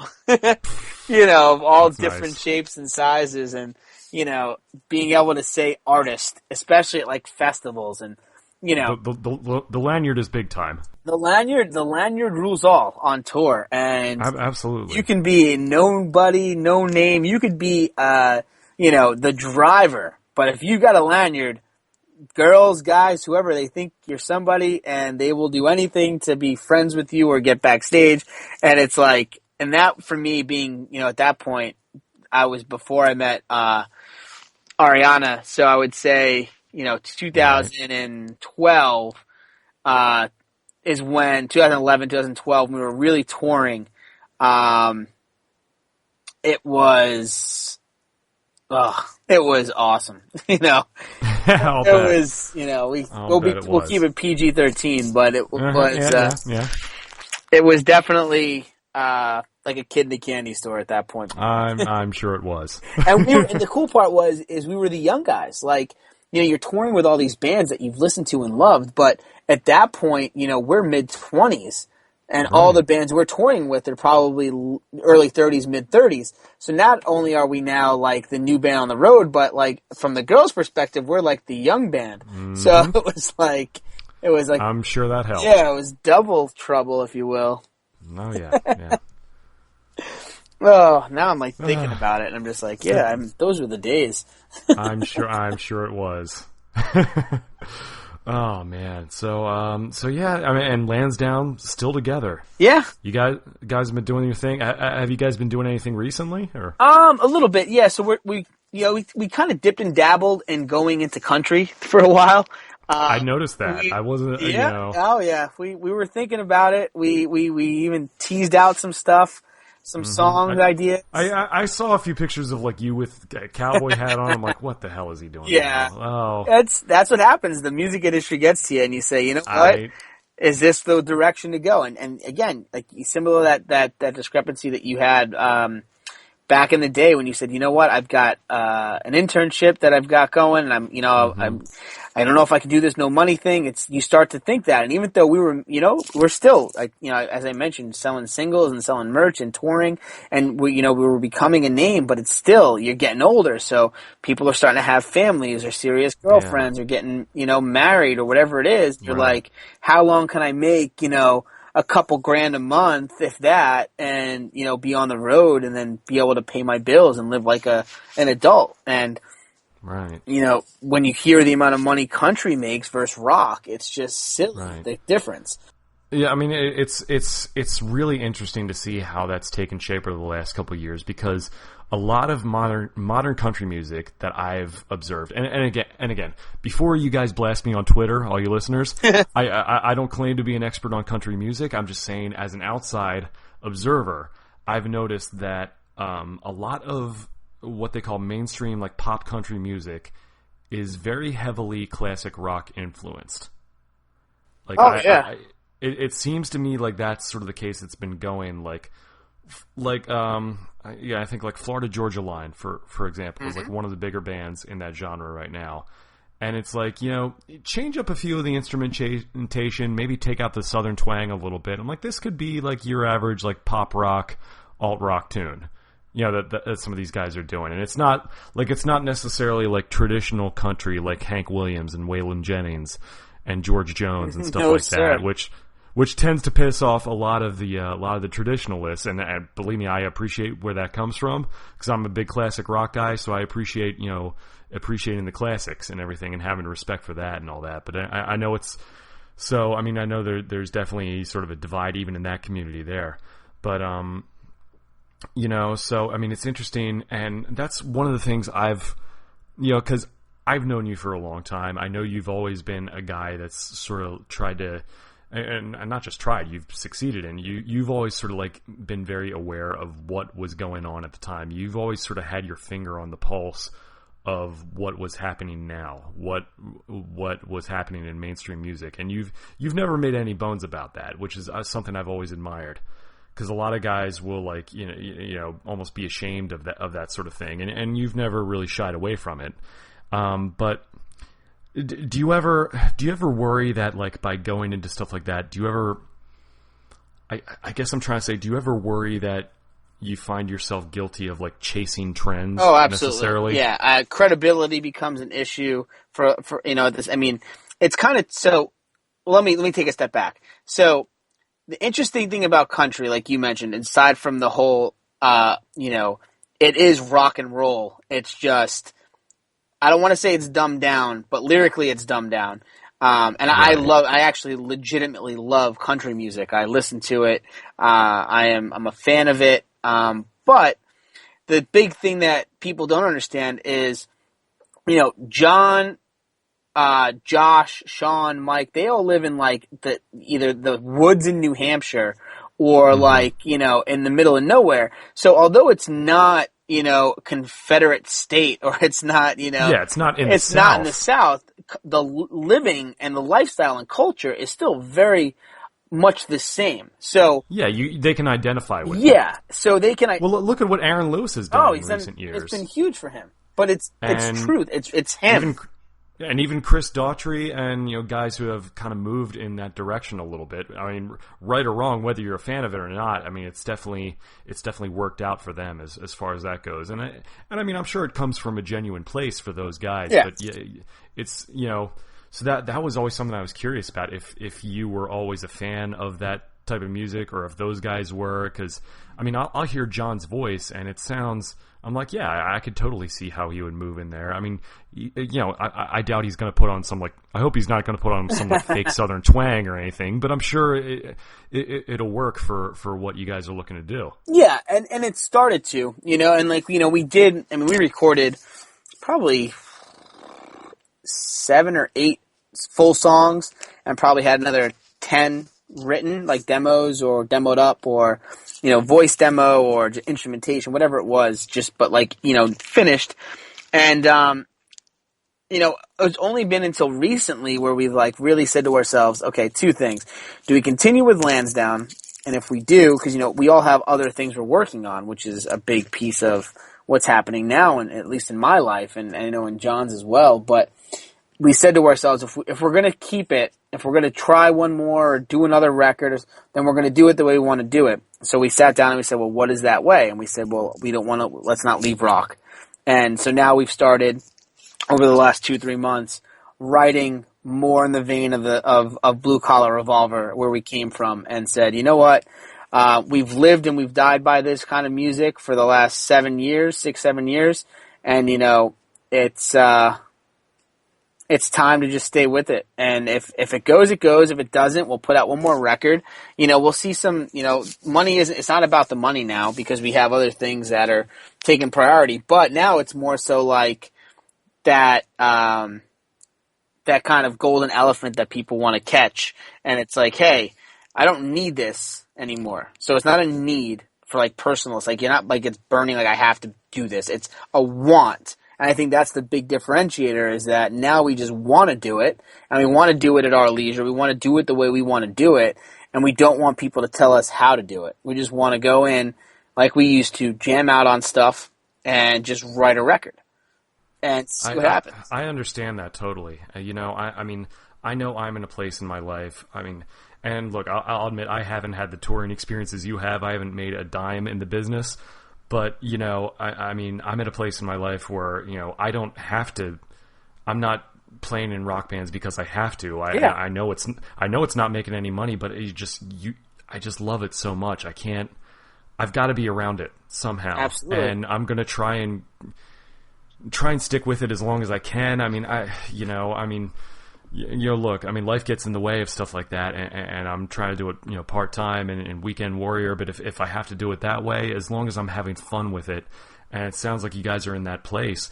And by the same token, I don't think there's anything wrong with, experimenting with different styles like country music, especially if that's something you guys genuinely enjoy. I mean, don't let anyone tell you that you can't do it.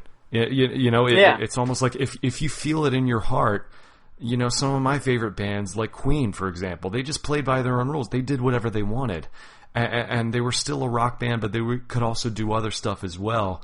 And even if it's not always the most popular thing, it's like, and there's no saying that. I mean, I appreciate you guys sticking with the rock stuff, and you can also have that other dimension to your band as well, and have that diversity a little bit. And I think that makes you guys more of a unique, having gone through that experience really makes you guys more of a unique entity that you can, dip into both those worlds and create your own sound out of it. Which, I mean, you guys have your own sound, but you know what I mean. Yeah, no. And that was kind of what we wanted to see. I think it was more so the idea, we wanted to see if we could do it. And we wanted to see if we could go down to Nashville and write with these, with the big songwriters, see if we could hang, see if, our chops could hang instrumentally as musicians. And, not to toot our own horns, but they could. And, we've worked hard at that. So it was cool to see that other world. And I'm sure John and Sean at some point will probably do something in that world. Even if John ever goes and releases a solo record in years to come. But for right now, you never know. But for right now, we decided if we're going to do it, we're going to go back to rock. And, we've started demoing up some stuff, and, it was like, I mean, even Bon Jovi has done stuff like that. It's been good. And, now it's on our own terms. And, we still have, we're still represented by a great manager. So, we have time. It's just, it's not like a rush. Like, hey, you got to get this out. And, John's got his own startup that he's working on. We just ran a huge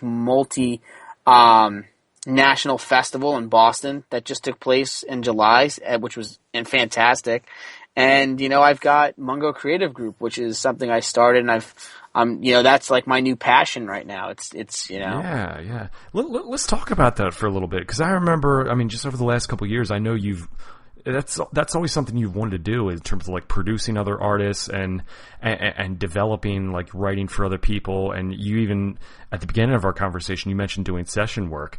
Now, I saw on the description, Mungo Creative Group is a full service, creative agency. And, let's just tell me and the listeners a little bit more about what you guys are doing and what the company does. Yeah. So, it started from my time in the freelance world. The one thing, we talk about is you try to be resourceful. And to me, what I always try to figure out is how could I make money on the road by being on the road? And, it was always figuring out different things. So I slowly started dipping and dabbling into Photoshop and, Adobe Premiere and Final Cut and these different platforms that I was like, okay, well maybe I can make banners, or we started with MySpace banners, which is when that was really popular years ago. In the computer lab it kind of started, and I was like, okay. And then when I had, I got my first Mac, I was like, okay, I should start to really learn this. And I started just hone in on my skills, and then figured what I could do that would make sense. And I started making banners or flyers or, album art or lyric videos. So I started doing these different things here and there for friends or, any of the connections that I had in the music world that were because I was dirt cheap in comparison to the competitors because I was doing it on my own. And if I could make a couple $100 here and there, it was worth it because I was touring and there's no way I could go work anywhere else. And, by doing that, I just started getting more and more into it and really enjoyed the creative process. When someone says, hey, I need a record cover, I have an idea, bring it to life. So, I realized where my skill sets were, and it was the creative side of this whole world, and then being able to help execute the vision with other team members or other people that I could work with. So I started Mungo Creative Group about a year and a half ago, and we do, when I say full service, we do everything from logo to logos, branding, web designing, lyric videos, motion graphic videos, corporate video. It's social media strategy. It's all over the map. So we started where we came from, the music world. So, the last 3 lyric videos for Pop Evil we did all the album artwork for the new 10 Years record. We did the new lyric video and the music video for 10 Years. We've done some branding for the last upcoming issue for Reebok.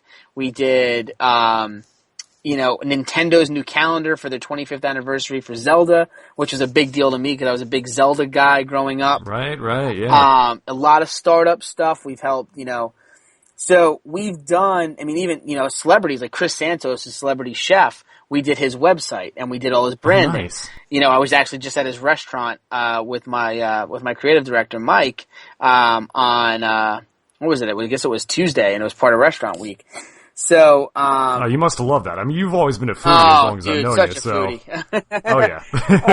So that was a great time, but it was it's cool. We got there and hey, we got a reservation, and they're like, what time? We're like, it was 5:30. Like, oh, for Mungo Creative Group? We're like, yeah. Oh, Chris put you at this table, and we had a special table. And I was like, this is awesome. But, so Mungo Creative Group was this idea that I started with, and because of relationships, we've worked with almost every major label out there. We've worked with Major League Baseball and the NFL, Nintendo. We've worked with the Food Network and big corporate brands like Lowe's and Reebok. So we've been all over the map over the last year or so, but we're still growing. And the cool part about it is A, it's something that started from scratch. B, it's been organic.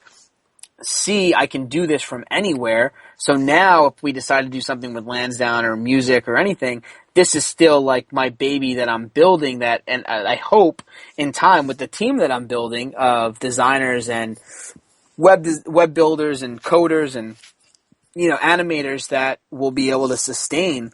And, in year one, we've taken off and we've put our name on the map with some of the bigger other creative agencies that have been around for, 5-6 years. So, it's been a hell of a ride for the last few months. No doubt, man. It sounds like it's just full service online marketing, and that's the name of the game nowadays. I'm assuming you probably have some plans in place as far as how to grow this thing. Where do you see it going within the next 5, 10, 20 years? In a perfect world, I think I see it growing into something like Sapient Nitro, which is a big new digital media firm based out of New York and Boston. And what they do is similar to what is everything we do. It's full scale creative. So I would like to be able to, like we just did, run an event for 650,000 people over the course of the week. We just did it for Outside the Box up in Boston, a free public event, 120 artists, 6 days. Completely free, 8 stages, and it was awesome. We did all the creative branding and all the execution of that with a fantastic team up in Boston. And, being able to take something like Skate God, which is the movie that we're working on, and we've, built the branding and the creative and helped bring that to life and make a movie. And, a startup that's trying to figure out how to raise money, build a strategy on how to help them achieve their goals, just like we do with artists. Which is funny because, 3 years ago I had the privilege to work with a band called Meadowland with my guitarist Sean, and they were a kid band based out of New Jersey, and we produced their first record with Zach Odom and Kenneth Mount down at Tree Sound Studios in Atlanta, and, fast forward 3 years, and Jackie, who is the singer of the band, now 18, now called Jax, just took second. It was runner-up on American Idol this last season. Oh, no way. Yeah. So, wow. We're heading out to New York on Wednesday. Well, into New York on Wednesday to Beacon Theater to do some work with her. We're going to do, we're going to record her. We're going to do some interview stuff with her, make a reel of the show that she's doing in her hometown. And, you think about some of these people you meet along the way and how it comes full circle. And someone like her, who is such a hard worker and was in a great band, they were 14, 15 years old. And now here she is, just finished American Idol, and she's traveling the world. And you can say, hey, I knew her when, and that's kind of... Well, I mean, it's like you said, it's all about building relationships like that, because you never know what's going to happen, and it's just, and I know you're, and one thing I can say about you is that you don't treat anybody any different, at least as long as I've known you. It doesn't matter who they are, whether they're famous, not famous, it doesn't matter. You always treat everyone with, kindness and respect. As long as I've known you, and that's what you have to do, because the same people that you meet on the way up is the same people you're going to meet on the way down, and it's all about it's all about how you act nowadays, and just trying to be a good person and trying to be kind to everybody rather than try to be like shady or backstabbing. I think like what you're doing goes such a longer way than maybe how it used to be. Yeah, I think I was raised that way. I'm lucky. I come from a really good, down to earth family.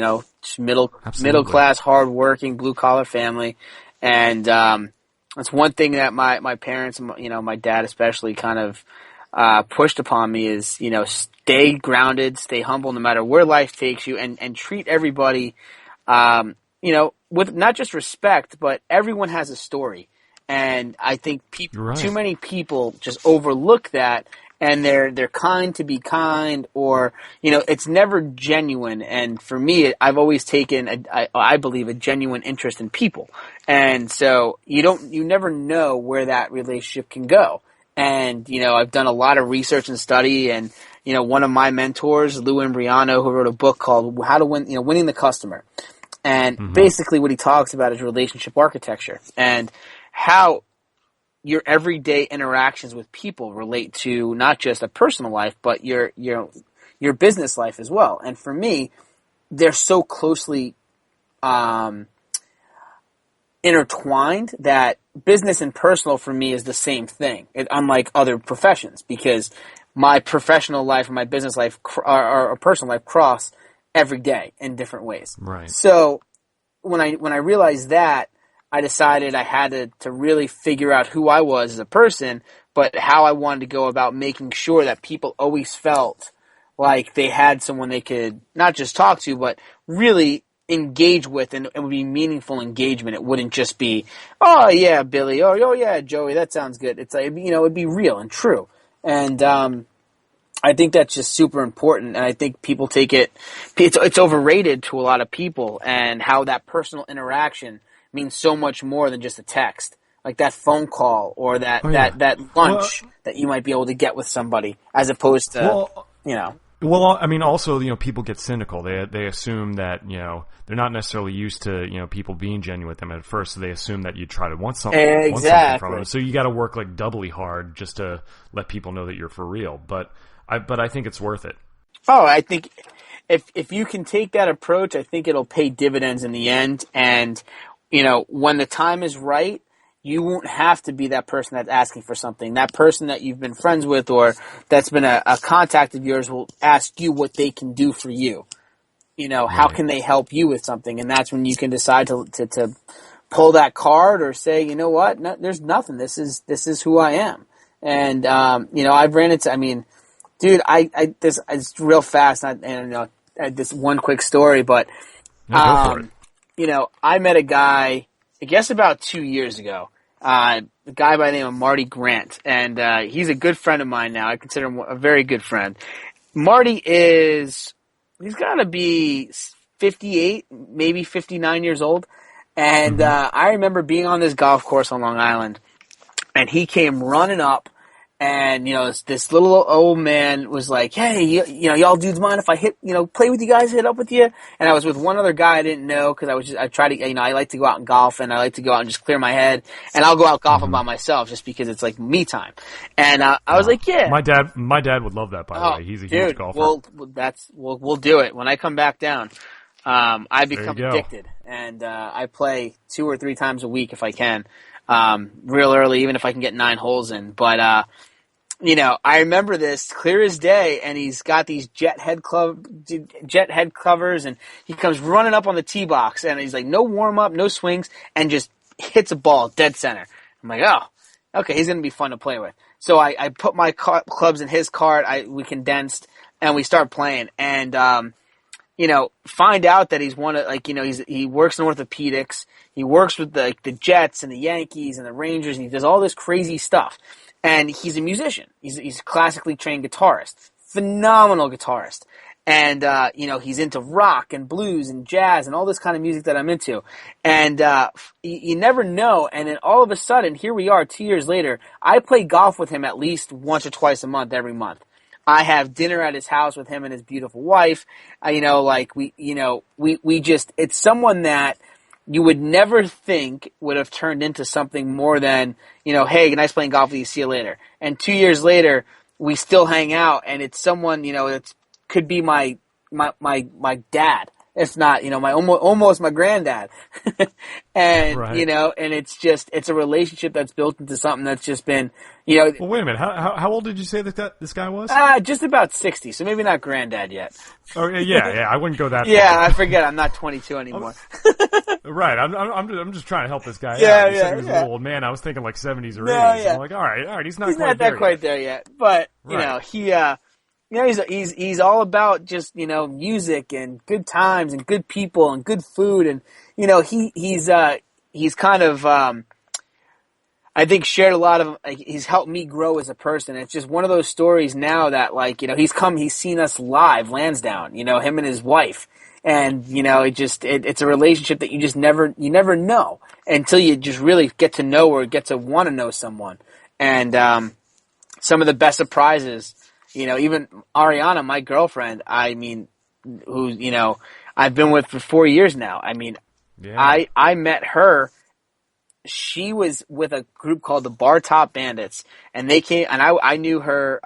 Her director was a good friend of mine, Teresa, and I remember her calling me one day and talked about, hey, we want to do something with you guys. We want to maybe perform on stage. I'm like, oh, we have this song called One Shot. It'd be great. And we talked about all this choreography. So That's right. She was a dancer. yeah, she right? was a dancer, and Okay. I remember getting a call from Teresa, like, hey, I have 2 new girls. We're gonna come up. We're coming up for the weekend. We're gonna perform with you guys for 2 days. And I remember I got to the hotel, I checked in, they pulled up, and I remember being in the lobby, and, they walk in, and I knew all the girls except for the 2 new girls. And the one new girl just, I saw, and I was like, that's mine. I called dibs to, my guitarist who I was there she standing is. next to her. And, and it was one of those things, and, the first time we hung out was that night at the show, and, I'm pretty sure that you wanted nothing to do with me because I was a drummer who thought I was at that point I'm trying to impress. So now I'm a drummer in a rock band, and Right. you guys are here performing with us, and I was trying to over impress. And at the end of the night, you think with most stories, you try to get her number, take her home or something like try that. to throw some Try to game, throw some all game. that stuff. And at the end of the night, we wound up just literally they stayed where we were. And we just laid in this couch area and just watched funny YouTube videos all night. That was it on my phone. That was how the night ended. Nothing, nothing physical, nothing crazy. It was we watched YouTube videos, laughed, we talked about music, and then she left. We kept in touch for a couple days, and then she had her big music video premiere at the Empire State Building on the top floor. So she asked me, "Hey, I need a date. Do you want to come?" And it just started from there. And 4.5 years later. That's beautiful. Man. Hey man, that's what it's all about. Look, there are a million hot-looking girls out there, but it's all about how you connect with someone on that personal level, and just things surprise you. My wife is definitely not a rock chick at all. Yeah. She's a really nice little Catholic school teacher. She had no idea about this crazy world that I was involved in, and but it's just it's funny how stuff like that works and how people come together, and it's a great thing. So it's it sounds like you got a great thing going right now with them, and Sounds like you got a business. Sounds like things are doing well, and just, you've already gotten to do so much more with music than most guys can even dream of, and I think there's still nowhere to go but up, and I think you guys still have a lot to offer, and I mean, you've got that hustle, you've got that way with people, and I know that you're going to keep doing this as long as you want to, and you'll be as successful as anybody. So I'm so proud of everything you've done and everything that you're doing right now, and yeah, it's just really cool to see after all these years how, it's like, man, who would have thought we'd still be doing this? But here we are. Yeah, dude, it's true, man, and it's just lucky, it's just thankful and lucky to still have the opportunity to do it, and it's because of the people you meet along the way. I value this relationship that we have just as much as I value the same relationships that I've had since I was, 5 and 6, because all these relationships have come from somewhere, have meant something, and really have built, what I have now into something meaningful. So, I'm glad that you reached out, and this was awesome, dude. It was really great, not just to catch up, but just to kind of relive some of the past has been quite entertaining, man. Dude. It's that, like you said, everyone has a story. That's one of the reasons why I started getting into podcasting recently, just because it's like, it just, you don't always, you could see someone every day who's a friend of yours, but it's like you don't really get the time to like step back and say like, hey, you're great. You don't, and especially like friends who live elsewhere and that you don't get to see that often. It's good to, get up and just kind of catch up with each other, reflect, and that's what this is about. And hopefully people who are listening find this entertaining as well. Hopefully we can pass on some wisdom to some of these younger cats who are getting up and doing their thing. And, that's what it's about, man. Just any final thoughts before we wrap up here? Any pieces of advice you want to lay down for some of the younger folk trying to get into this crazy rock and roll world that we're in? Aside from, I'll never say don't do it. Like as like, some of the funnier things you'll see from people that'll say, yeah, my advice is don't get into rock music or don't get into music. But that's never the case. The case really is, the best advice I can pass on to anyone aspiring to want to kind of follow in our footsteps or try to, pave their own way is, first thing is stay humble, because there's always a musician out there that is 10 times better than you are.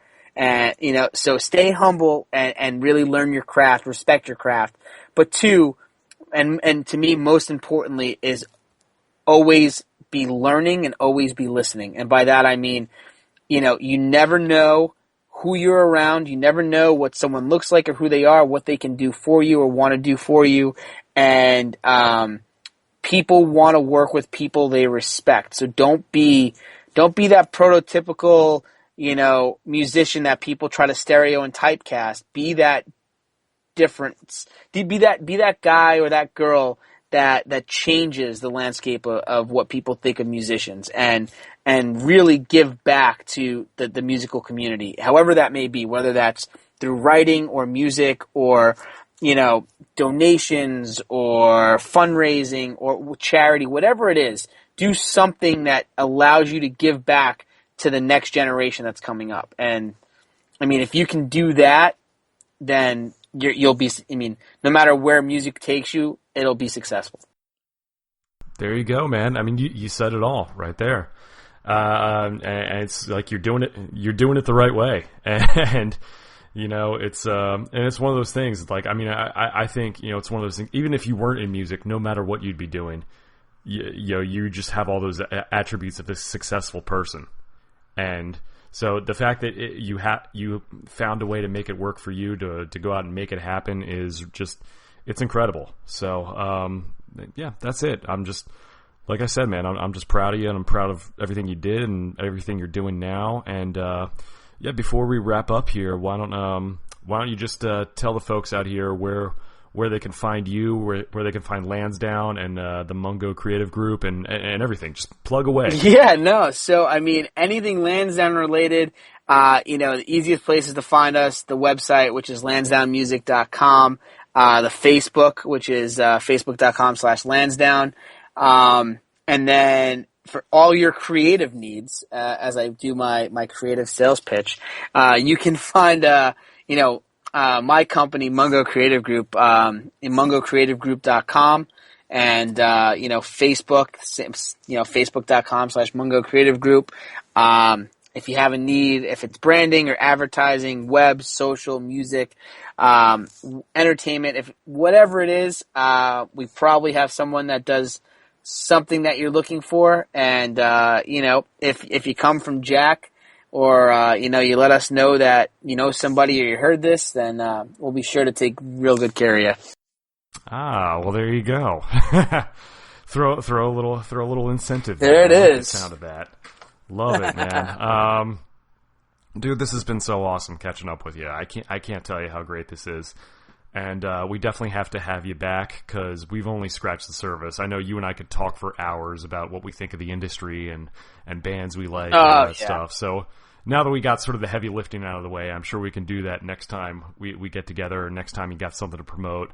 You always know where to find me, man. Absolutely, brother. We will absolutely 100% do this again. And if we're lucky enough, hopefully it'll even be in person. Yeah. I mean, I know you're up in New York right now. I'm down here in Florida. Gotta love the internet. Yeah. But yeah, hopefully we could do this live once again. And either way, man, let's just stay in contact and keep promoting each other's stuff and. It never ends. It really doesn't. It's a cycle that keeps on giving, brother. So again, I appreciate it. Thanks for having me on. And anytime, man. In the words of Journey, the wheel in the sky keeps on turning. Yes, sir. Thank you again, brother. All right, Glenn, take it easy. You too, bro. Thanks again to Glenn Mungo for just a great conversation. So good catching up with that guy. I mean, what more can I say? He's my brother. I mean, he and I, we were right there starting off as kids, just out there, touring and doing really cool stuff. And he continues to do really cool stuff with Lansdowne and with Mungo Creative Group. Definitely check them out. He's he's my brother. I love him. And I'm so glad to catch up with him.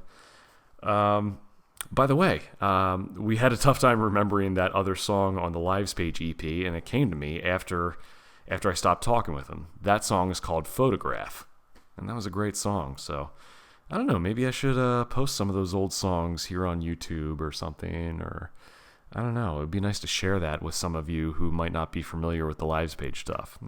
We had a ball making that record and touring and so much good stuff, and I'll have to try and get some of the other guys from that band on one of these days if they're listening, if they're interested. You never know. But make sure you follow me on Twitter at jackxconnor and like me on Facebook at facebook.com/jackconnormusic.